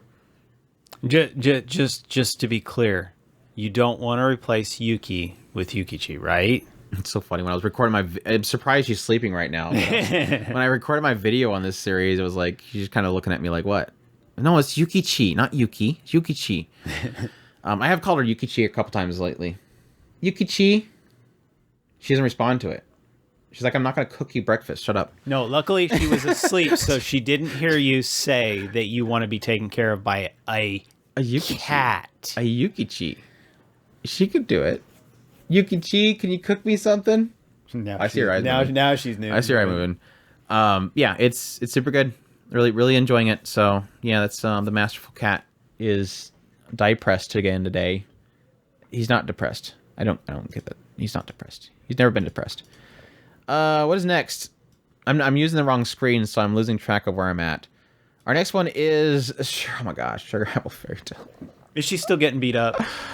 Not as bad, which I guess is to get right into my major point of this season so far. It's been enjoying it more than the first part. But yeah, Sugar Happy Apple Fairy Tale. Sugar Apple Fairy Tale. Where is my notes for that? Did I never watch it? Sugar Apple Fairy Tale.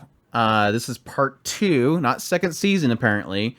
This one, for those who don't know, essentially follows this girl, Halford, and she's a confectionist. She was raised by her mother to be a sugar confectionist for silver sugars, which is like this special sugar from sugar apples or silver sugar apples or something like that.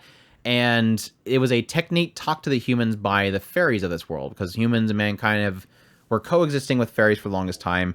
Fairies are just like these beings that spawn randomly from different objects. And like, for example, the main fairy of the story, Chalet, is a fairy that spawned from obsidian. And at some point, Halford lost her mother, but then she wanted to become a sugar confectionist, and you have to be deemed one by the royalty. So she's going to the royal capital in order to present her confection so that she can become an officially licensed one, so that she can make a confection, or so she can basically let her mother rest in peace, basically. And yeah, as Chris kind of joked about, pretty much everybody in the world seems to hate her and not want her to be successful, including Jonas, her childhood friend, who literally steals her confection and runs off with it. But yeah, what kind of comes from this is just Halford really trying to prove herself to those around her. Again, become a sugar confectionist, and then beyond that, different situations that she gets pulled into. There's like one where this noble, this lord of this land, has locked himself up, and he's hiring in confectionists to make this confection of this fairy that he once knew. And so her and Jonas are just basically making a bunch of confections, and he keeps denying that it's what he wants. All the way into the end of the first part, in which at some point, Chalet essentially sells his wing and his freedom, because in this world, I didn't get into that. Even though the mankind and fairies lived alongside each other for the longest time, at some point, mankind discovered that if you take one wing from a fairy and put it in a pouch or something like that, keep it from the fairy, you could essentially enslave them, because if all you have to do is crush the wing, and it's literally like crushing their heart. It puts them through so much pain. And so at the earlier moments, she hires or buys Chalet to give her protection as she goes to the capital. But yeah, at the end of the first part, Chalet, in order to help Halford get through the situation, agrees to become ownership by this Bridget, I think her name was Bridget, in order to get it resolved, and she's obsessed with Chalet. So yeah, and then going in the second part, she essentially is helping a failing workshop of sugar infections get out of debt. And so their goal was to make a really fantastic confection to do this competition at this church before they would be the ones doing all the confections for that church. It's a big, massive ceremony. Anyways, that's all to explain my thoughts on part 2. So part 1, I hated every character of that story besides Halford, Shale, Mithra Pato, and maybe Kathy. Everybody else sucked. Like, every human that wasn't Halford was just almost cartoonish villain characters. Everybody was just mean, seemingly to be mean. And it was really tiresome. It's one of those stories where it does sort of make you want to root for Halford more because you want her to succeed. You want her to prove herself to everybody. But at some point, it just gets so fatiguing how everybody's so cartoonishly villainous to her. And it kind of made me numb to anything outside of and her relationship with Shale, which I did like. And like I said, I love Mithra de Pato. Getting into part 2, it does feel like they've definitely toned down on that stuff. I think it's really in the fact that it feels like we've gotten this new storyline that doesn't really rely so heavily on her being against somebody, but necessarily just trying to bring a failing workshop back on its feet. That's probably why it doesn't feel as nasty. Either that or the directing kind of chill it out.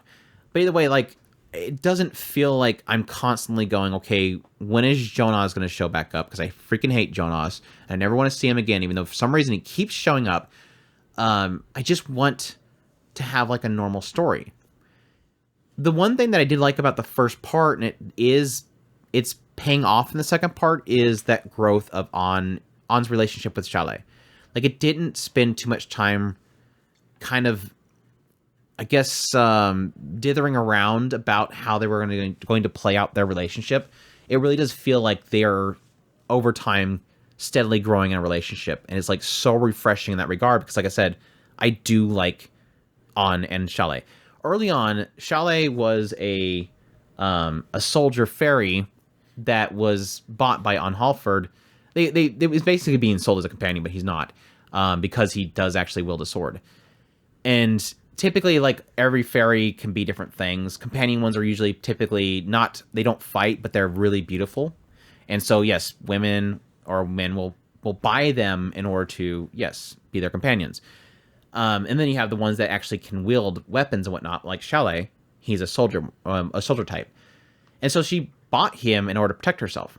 And the entire time it was like, bought him, but promised him, once we get there, I will give you your wing back and you could be free.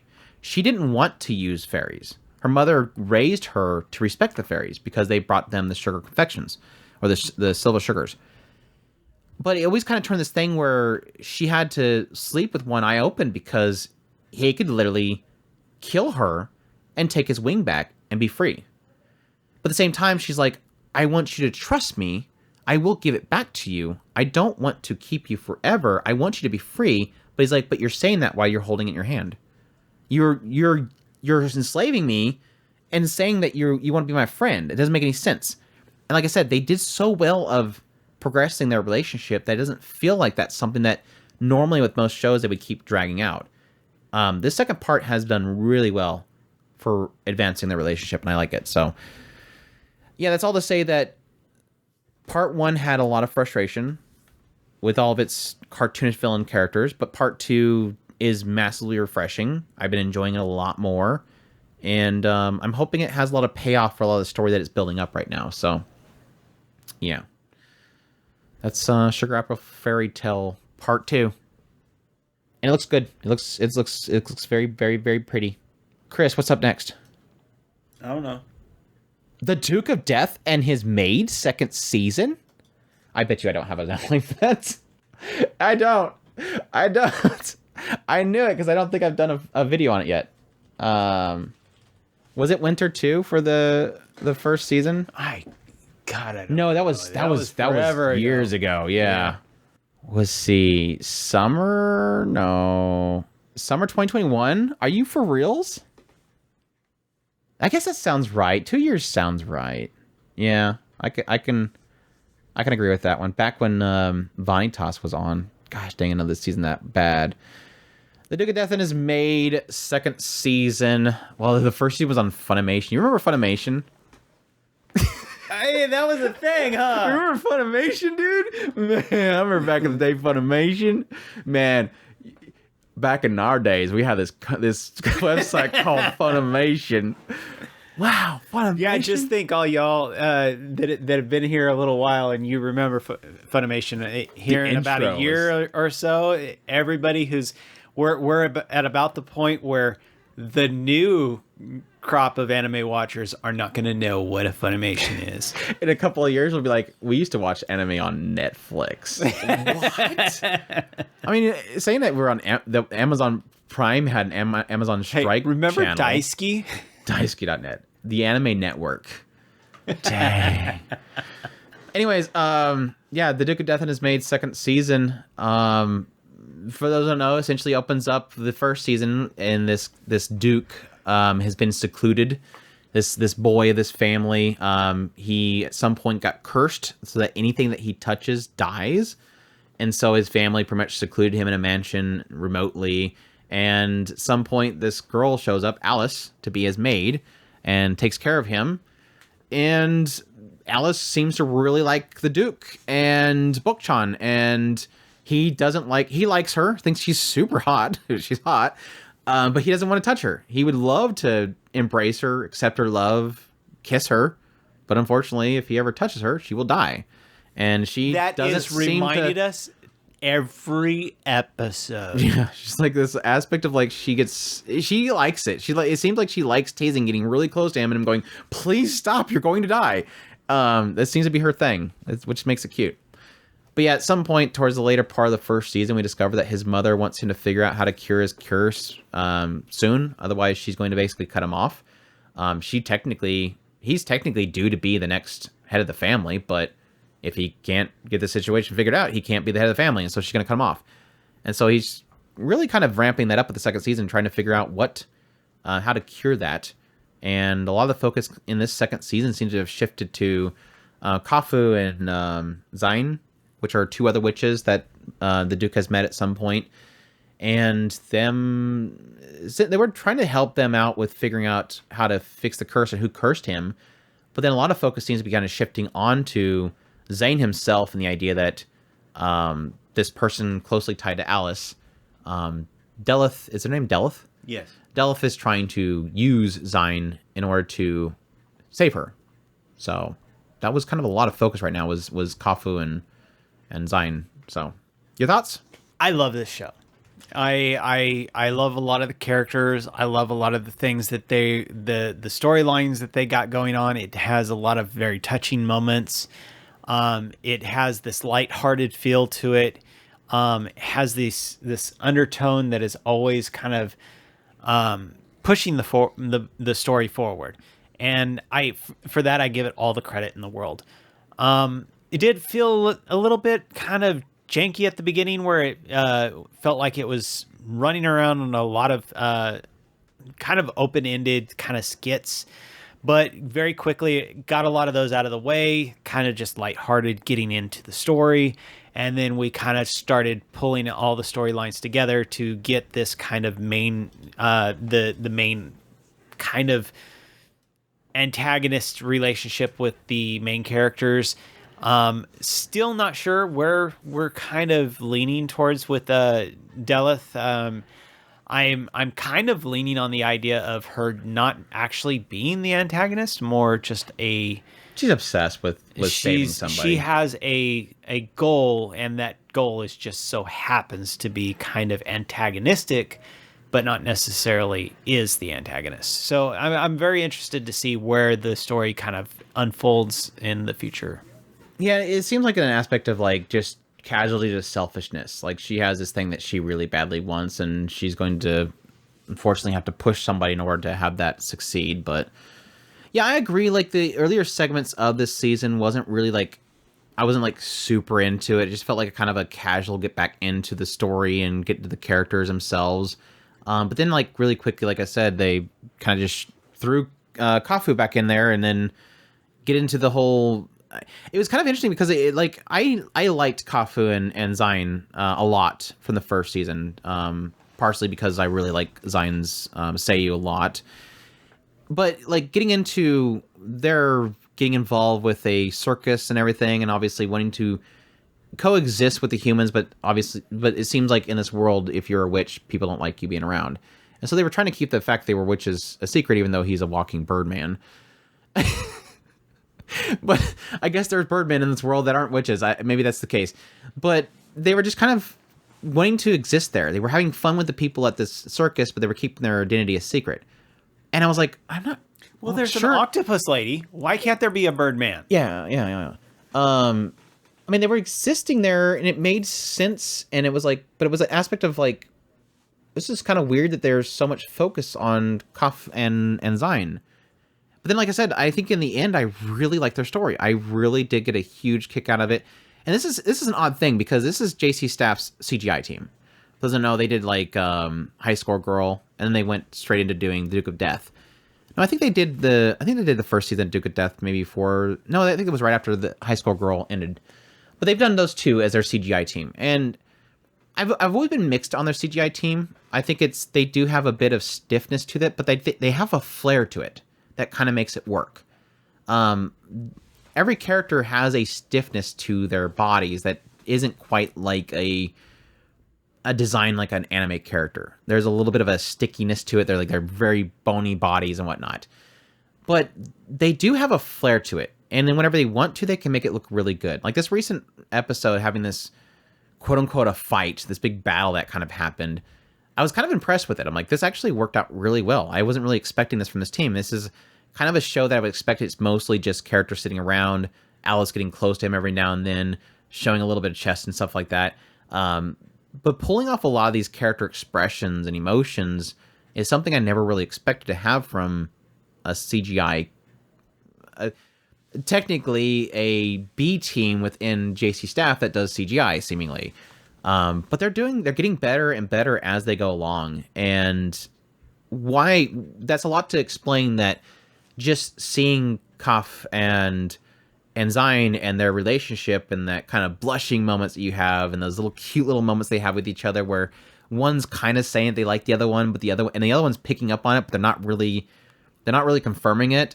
Was really cute. I just thought it was super, super cute, their interaction with each other and how that kind of all played out.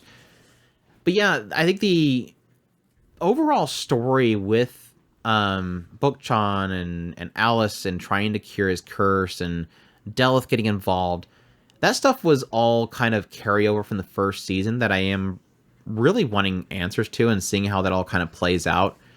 That hopefully, I don't know, hopefully we're going to get an answer to in this season. I don't know how much further it goes with the manga and how much they drag that out, but I'd be interested to see if they actually do deliver on that, because I did like this recent conclusion of a story with, like I said, Delith and Zion and stuff.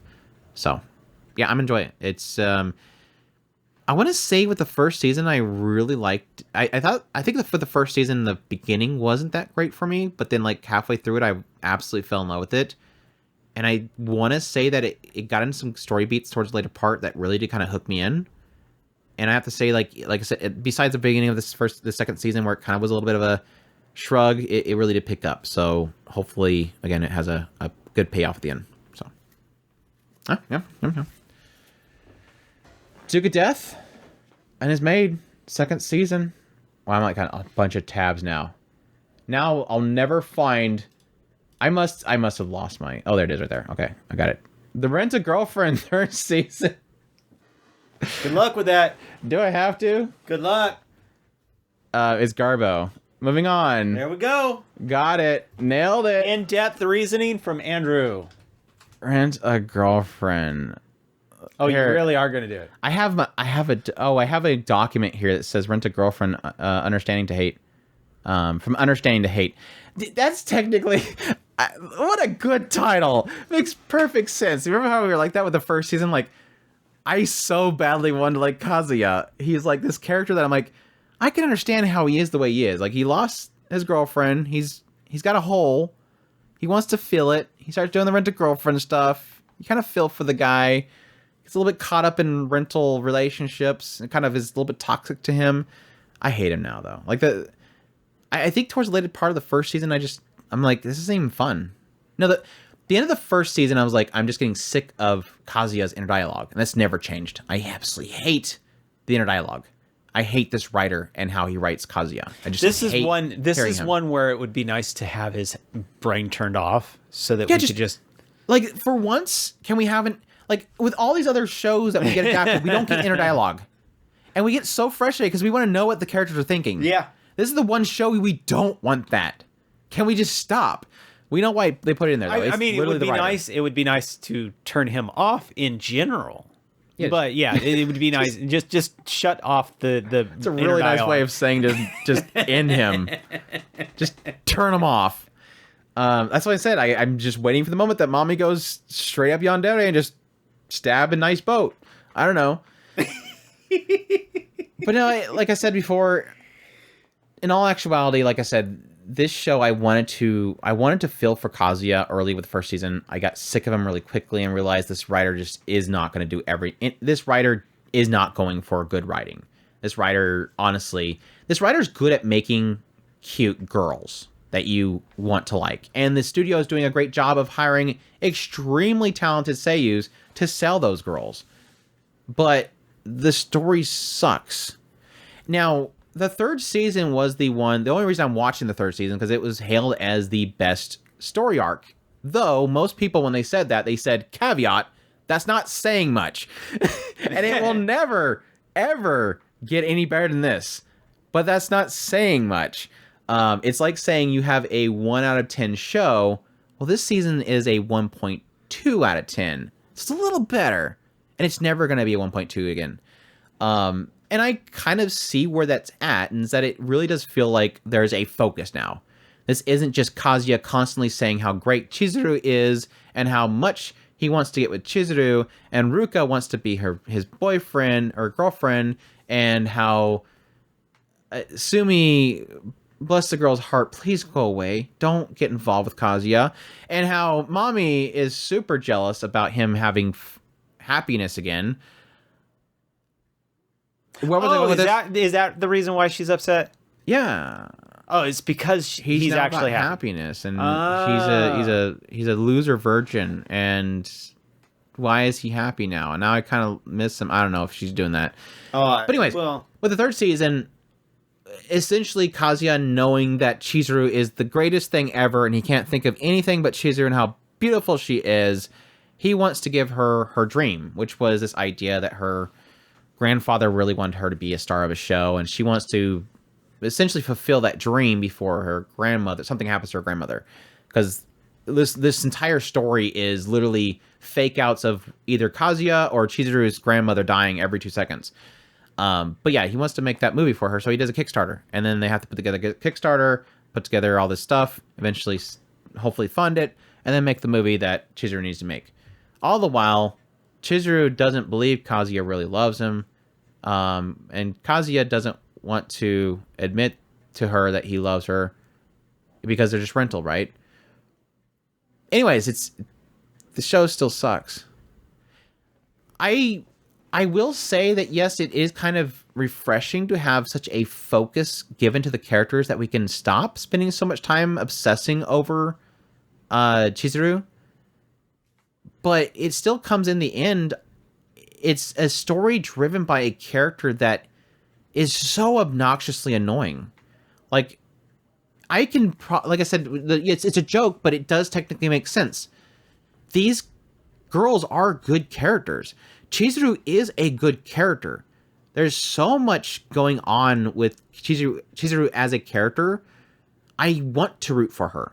I think it's a fantastic story arc to have this girl that was trying so hard to be successful, to fulfill the dream of her grandfather, and she constantly she's constantly failing. Like, she keeps getting pushed back. Like, they kind of go in this whole thing where she was technically trying to get a role, but then she quickly realized that she didn't technically she did a great job, but she didn't get the role, and it's all that kind of political stuff. It's kind of like a little bit of an Ocean of Ko in there. It's this idea that it's not about who's the best. It's about who knows who. And so, yes, the girl that knew somebody special got the role, not her, because Chizuru doesn't know those different people. So it's a little heartbreaking, and I do like Chizuru as a character. It's just, I can't stand Kazuya. This whole show is driven by him, and it's so stuck in his head, and he never shuts up that I can't stand it.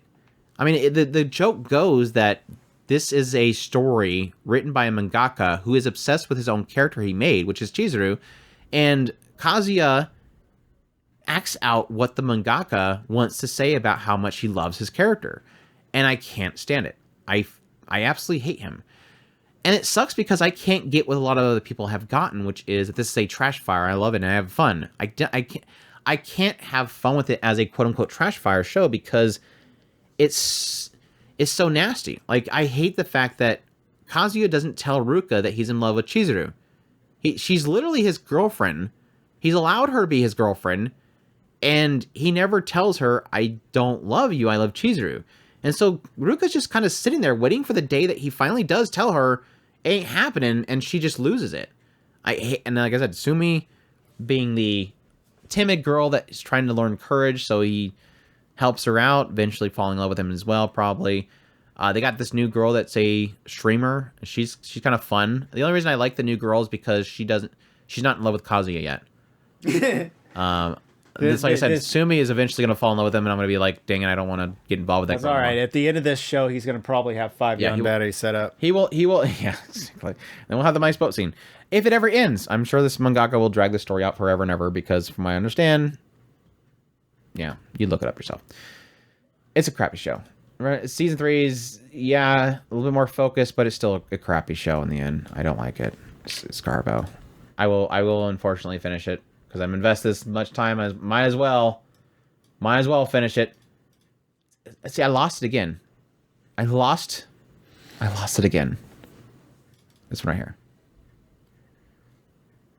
No, that's 2021. It's the Great Jahi. What? It was the Great Jahi was next. Sama. Well, not no. That's level 1 Demon Lord. We're not talking about that one right now. The girl I like forgot her glasses is our next one. The other Gohan show. Is this one as bad as the other one for Gohan's? That's the question. Did I spell Megane right? Glasses. I thought I would spell Megane faster than glasses, and I failed. Where the hell is Megane show? I swear I've done a first impressions. Wrong screen. I have too many damn windows. Let me close screens real quick. This is bad. I have way too many screens here. Just so that everybody sees behind the scenes, Andrew has closed screens like 5 times so far this episode. Because I'm having to pull up old outlines. I know that was an old one. There. Yay. We found it. The girl I like forgot her glasses. Yeah, that's all that's important. I mean, there was the new Pigtail girl I probably could have added there. That got me a little jealous. That was cute. She got a little bit jealous. Yeah, she pushed him. That was cute. Suki na ko ga megane wo wasurete. This one is again by Studio Gohan's. Sources of manga, comedy, romance, and yeah, this one follows a guy named Kaede Komura, and Komura really likes a girl in his class. His girl named Mie, and she wears glasses and she's super cute. Thinks that she's beautiful. A lot of focus on the fact that he really loves her eyes. Thinks her eyes are beautiful. And yeah, she one day forgets her glasses, as the title would lead you to believe.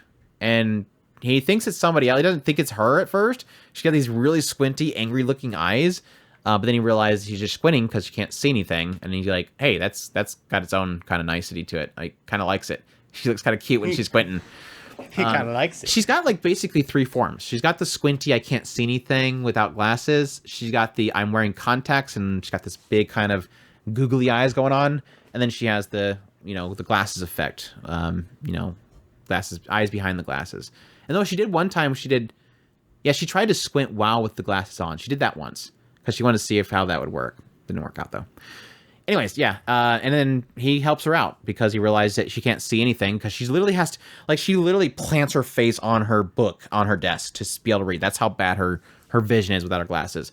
And so he helps her out, lets her borrow his books. They sit next to each other to share books. Helps her find her shoes because she thinks that her shoe's in the one locker and it's not. And then realizes there's a frog in her locker and helps her out with that. But yeah, it seems like this doesn't go unnoticed. Mie quickly does like the fact that Komura is helping her out, even though she, half the time doesn't realize if he's talking to her or if it's somebody else because she can't see anything.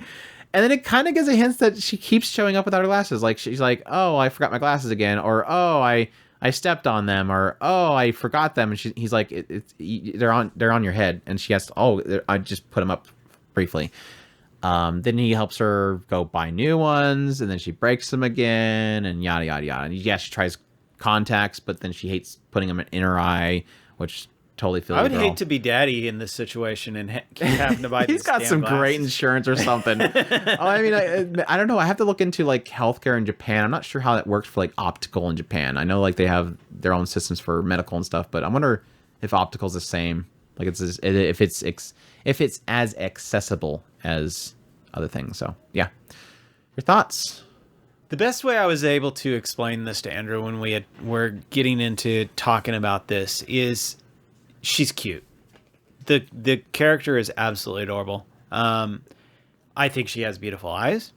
I'm okay with the glasses. It's got a frizziness going to her hair. Got too. the frizziness it's got going. The frizzy. That's that Gohan. That kind of Gohan's frizzy. It kind of works for me. I like that stuff. But that's it. Komura actually kind of annoys me.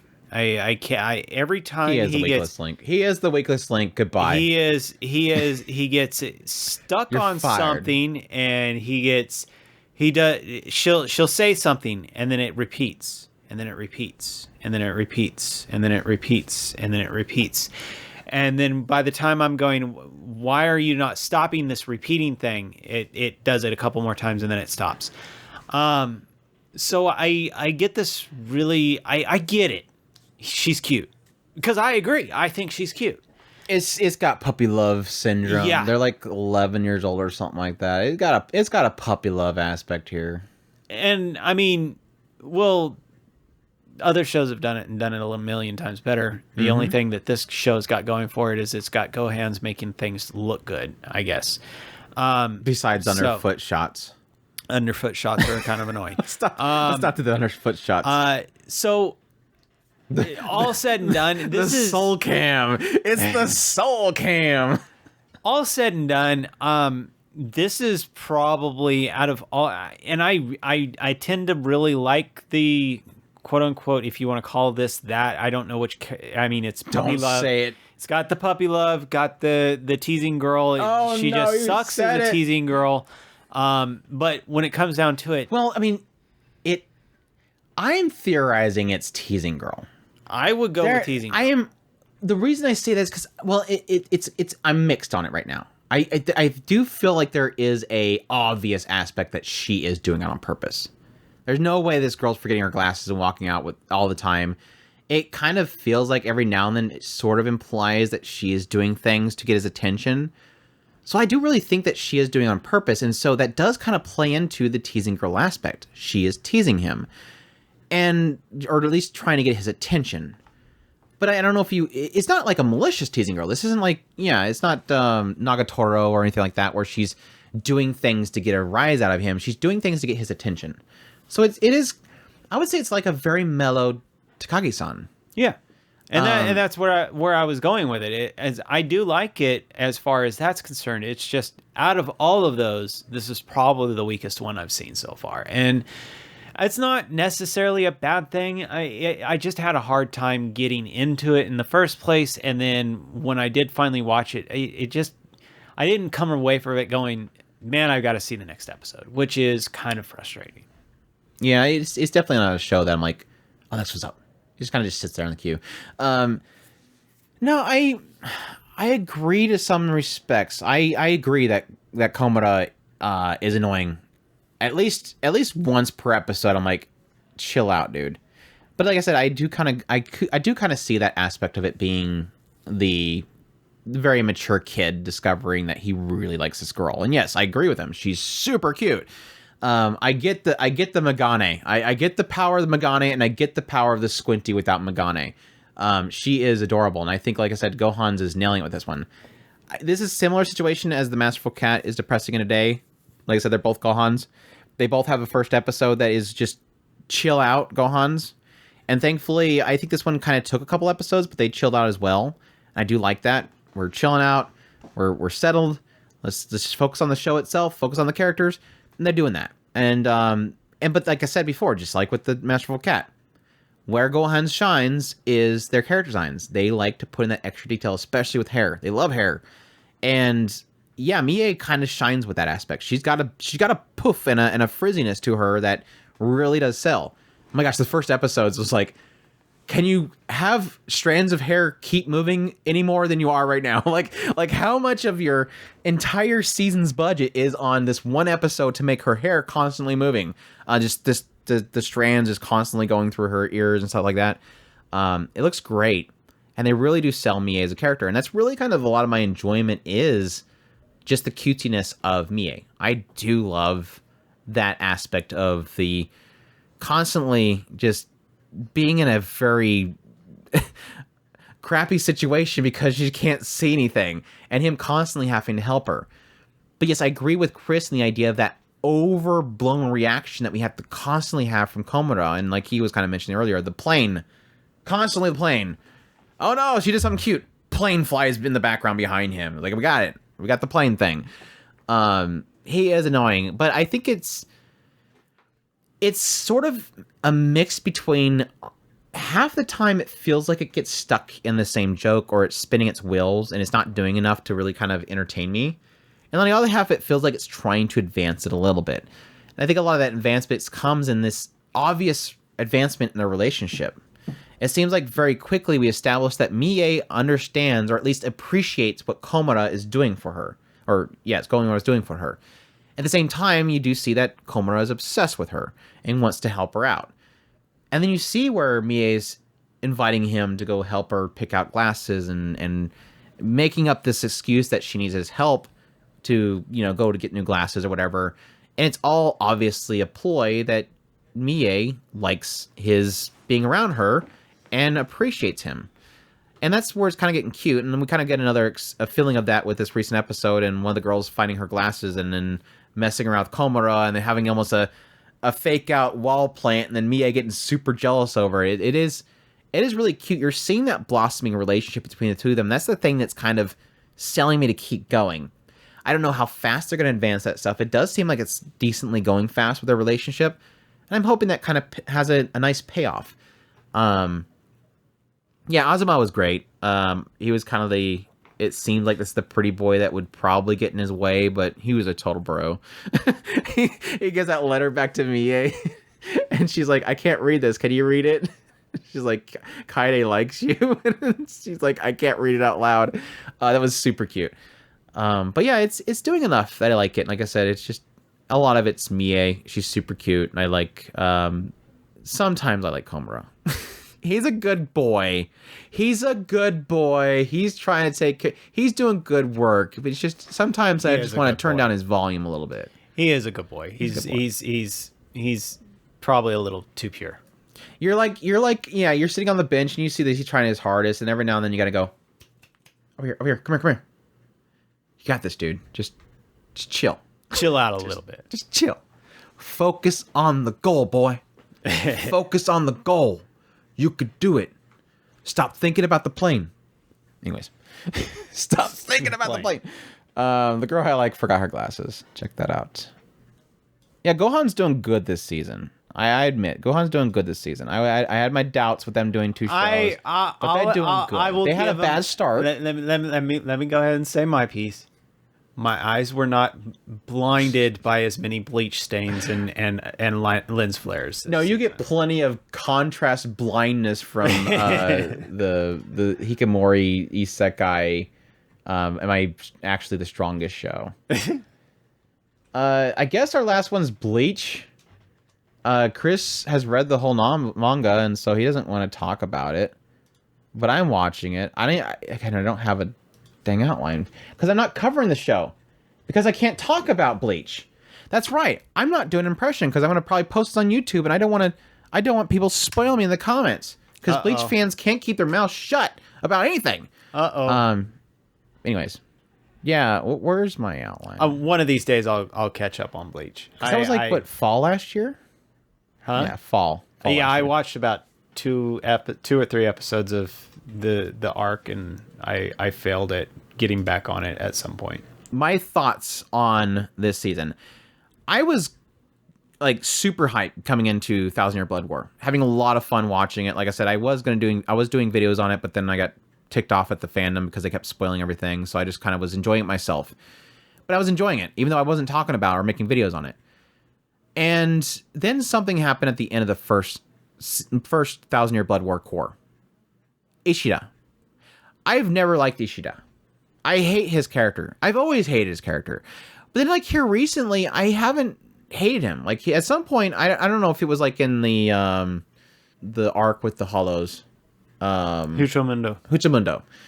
So, I think it was somewhere in Huchamundo, I started liking him again. Or not that I liked him, but I was like, I don't hate him anymore. But then, like, the end of the last core, I'm like, oh, what are we doing with Ishida? I finally, I'm okay with him, and now I'm like, am I gonna hate him again? Are we really doing this? I even joke with some people, I'm like, I don't want to know what comes of it, but essentially Ishida was reading something, and it told him this big secret about Yoash and all them, and so he decided to join Yoash. And I'm like, at some point, we're either gonna find out that Ishida is an idiot, because whatever he figured out is going to be stupid and Ichigo's going to have to knock the sense into him. Or we're going to find out that Yoash is an idiot for trusting Ishida. I cannot wait to find out which one is which. Nor do I care because I hate Ishida so much. But that was fine because going into the second core, it's like just whatever. They'll show Ishida every now and then. I'm just going to act like he doesn't exist. I'll just act like he's always been on Yoash's side. And I'll just never care that he was actually an important character. So far in this season, I'm liking it. The fight scenes and everything, the animation has been fantastic for the last 2 cores. I'm really liking what they're doing with these new cores. I'm a little bit frustrated because Ichigo is kind of doing like the Dragon Trail arc where he's constantly running down Dragon Road, and everybody's just fighting, and we're wondering whenever he's going to get to the end of Dragon Road and get back to stop Vegeta or Frieza or something. Which is kind of frustrating because we get like a little snippet at the end of each episode where he's walking on this trail, and I'm sure eventually he's going to unlock some amazing ability. The only real frustration I have right now, because I'm enjoying the fights and everything, the only frustration I'm having right now is that we're getting into Keikaku territory. We're getting into all according to Keikaku territory, where every time the characters feel like they've advanced, like we've taken a step forward, we're able to overcome the other side, which is so shonen, I know. We've just powered up. Like I said, they took their bankais, but they were working hard with each other to overcome the lack of their bankais.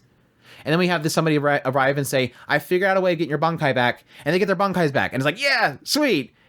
And then it's like, they finally defeat somebody, and then over here, Yoash is like, all is planned. And it's like, oh god, please stop. And then suddenly everybody awakens their powers, and then everybody starts knocking down them with their bankais now, and then Yoash is over there going, yes, all according to plan. And then somebody dies, and they return back to Yoash, and he goes, all right, all according to plan, going to sleep now. And it's like, God, this whole thing is going to be all according to his plan. So the moment that Ichigo shows back up, and he's finally super powered up now, and then Yoash is going to be over there going, yes, exactly. I was waiting for him to come back so I could steal that new power he was going to get. It's like everything is all, like he planned this all out. He knows exactly what everybody's going to do. So it's like, every time there's a victory, it's like, okay, let's see what Yoash thinks of this.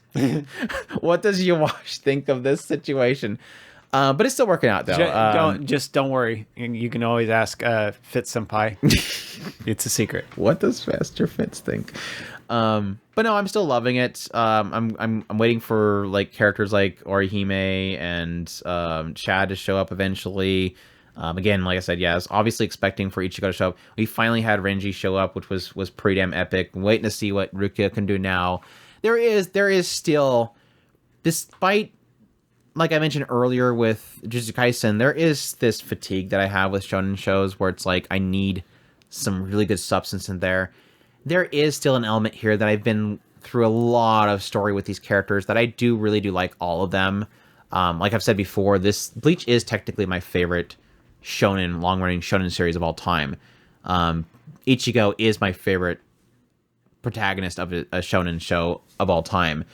I do have a lot of love for all these characters, so there is still a hype level to seeing how they grow, get more powerful, but I still do fall into that fatigue of but we were waiting for that, and now suddenly here's our next level. But the fights are still amazing. Like I said, it is carried by the fact the fights are super epic, the music kicks in, they've always been great of having these fantastic music moments. Having some great moments for characters like Wanchan, him going super crazy epic. Yes, technically Bambina and her I can fix her status. We can fix her. They literally have hired the entire Seiyu industry for this series. Like, now that we have like this whole group, like Bambina's whole like group of girls, they're all like now Toyama and Bambina's is Orimo, what's her face? It's like there's so many insane Seiyus just popping up out of nowhere for all these new characters. They've pretty much hired the entire industry. There's so many characters. Still love a lot of the great moments. I get a huge kick out of what's his face, the scientist dude, Kurotsuchi. I've always got a kick out of him. Can't wait to see if they're going to bring back your favorite Kenpachi. He went through some crazy stuff here recently. We haven't even seen him since then, so it's still got massive hype. I still love all these moments. I see them kind of stand up and get more powerful. So I'm super hyped for what's to come, and like I said, hopefully a decent story in the end. I'm sort of two minds where I said it with the last core where the overall story. Well, I said in the last core that I do have a little bit of a frustration that Ichigo kind of has to be like the everyman. Like, he's so tied with every single side of this whole thing. And it seemed like it was a little bit comical how they ended up having him tie into this new storyline. But I think it's still kind of has, like I said, it's so carried by the characters. Like, even if the overall story would suck with, like, Yuwatch and, like I said, with Ishida being involved with him, I think even if the overall story would suck, it still kind of works in the end because I think this has got one of the best cast of characters for shonen than most anything I've ever kind of run into with such a massive cast.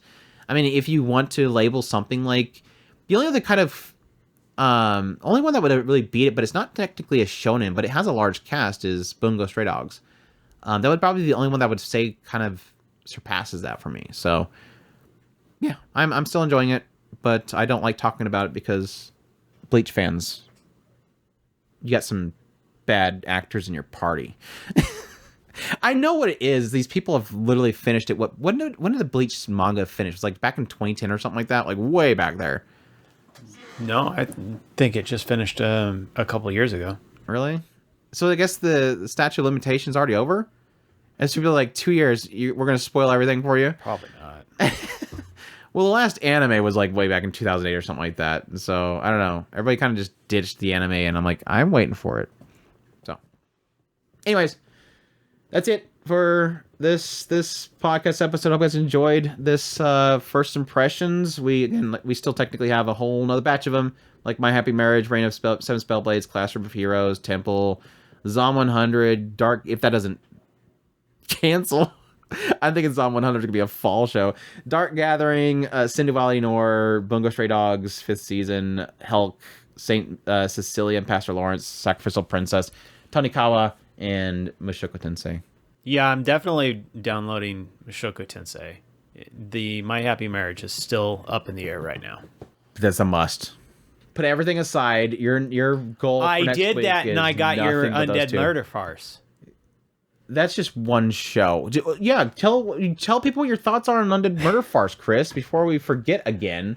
I actually liked it. That one actually, as I went ahead and watched it, I was surprised how much I actually enjoyed it. I do agree with Andrew. The chemistry is fantastic in that show.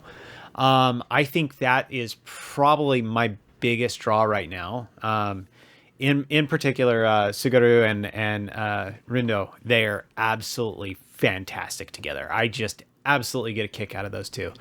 I do I got to kind of, as I was watching it, Andrew was really hyping up a lot of the directing shots, the way a lot of the story is portrayed, and a lot of that stuff. And I actually texted Andrew at some point after I had finished the first episode. I watched one episode, and then the next day I watched the rest of the episodes. And I actually texted Andrew. I said, you know what this feels like for me is I almost said old school Shaft. No, it's not old school Shaft. It's just Shaft back when it was Monogatari. They had their good director there. Yeah. Really. There was like a director there that was working there that really made all the difference. And he's the one that everybody points out as the Shaft head tilt guy. When he does a lot of the show, it either he got shifted over here or somebody is taking a lot of inspiration from him. He is absolutely fantastic. And I feel a lot of that directorial kind of style in this show. So all said and done, I really like it. I think it looks good. Character dialogue is on point. The chemistry is fantastic. I really like it. Yeah, Akiyuki Shinbo, like he's in like all the March Comes Like a Lion, all the Monogatari series. It doesn't look like he's working at another studio, so I'm guessing he's just not doing as much stuff. I don't know. Everybody said that like he left the studio and that's why it's dying, and it's like, no, I think the studio's just dying. Yeah, the studio's just dying, unfortunately. He's secretly moved over to this one. Yeah. No, the one for this one is the Kaguya-sama Love is War director and Shogun Roku. Like he's just like equally as amazing as saying that somebody's equally as amazing as somebody like Akiyuki Shinbo is probably sacrilege to many people, but it's like I just don't really, like I said before, Shinichi Omada, he just like he takes like a standard talking session and turns into something more. That's what we're talking with Shogun Roku Shinju. It's like you're getting like 4 stories at the same time. You're getting the Rakugo performance, which is literally somebody sitting on their knees on a stage and just moving their hands and moving, turning a little bit, speech patterns and stuff like that, playing out multiple characters in this storytelling method. And you're getting that story they're telling, which was really well voiced by the seiyus. And then you had the body language of their shifting feet or their leg kind of shifting a little bit, the sweat on their face or whatever. You get that sense of the tension they're feeling. Maybe they're nervous. Maybe they're kind of a little giddy. You get that personality of the character by their body language telling their story while they're telling a different story. And then you have the crowd and everything else, and the lighting, everything like that. It tells multiple stories at the same time. And it never does like the Tanuki one here recently. It doesn't like throw you into a visual representation of the story they're telling. You just hear them telling the story, and you got the story. It was just so super good. Like this director knows how to pull this stuff off. And yeah, Kaguya-sama Love is War. It's mostly characters talking at each other, and it's like they do some crazy stuff happening around them where it makes it feel like the most serious story happening when they're talking about the stupidest stuff. It's super good. And yeah, he does it here too. So he's definitely a director I'm going to keep an eye on going forward. So yeah, I mean, that was why I got hyped for this show in general. Like I said, I seen Showa and Kaguya. I'm like, oh, it's that dude. This is going to be good. And it turned out. So anyways, yeah, that's this second parter of our first impressions for the summer 2023 anime season. And we thank you guys for listening. Again, we're at talkspirit.com, where you can find all of our links, social media links, ways to get a hold of us, and ways to also support us through Patreon, tips, links, all that kind of stuff. Again, if you're on YouTube, you can support by becoming a member or, leave it a super chat. I don't know, is there many of people that listen to us that are not a member already, because Mashiko Mondays has been nuts with Nicholas and Noah just throwing out them gift memberships, but definitely appreciate you guys' support. It means so much to us. But until the next week, y'all take care. Os.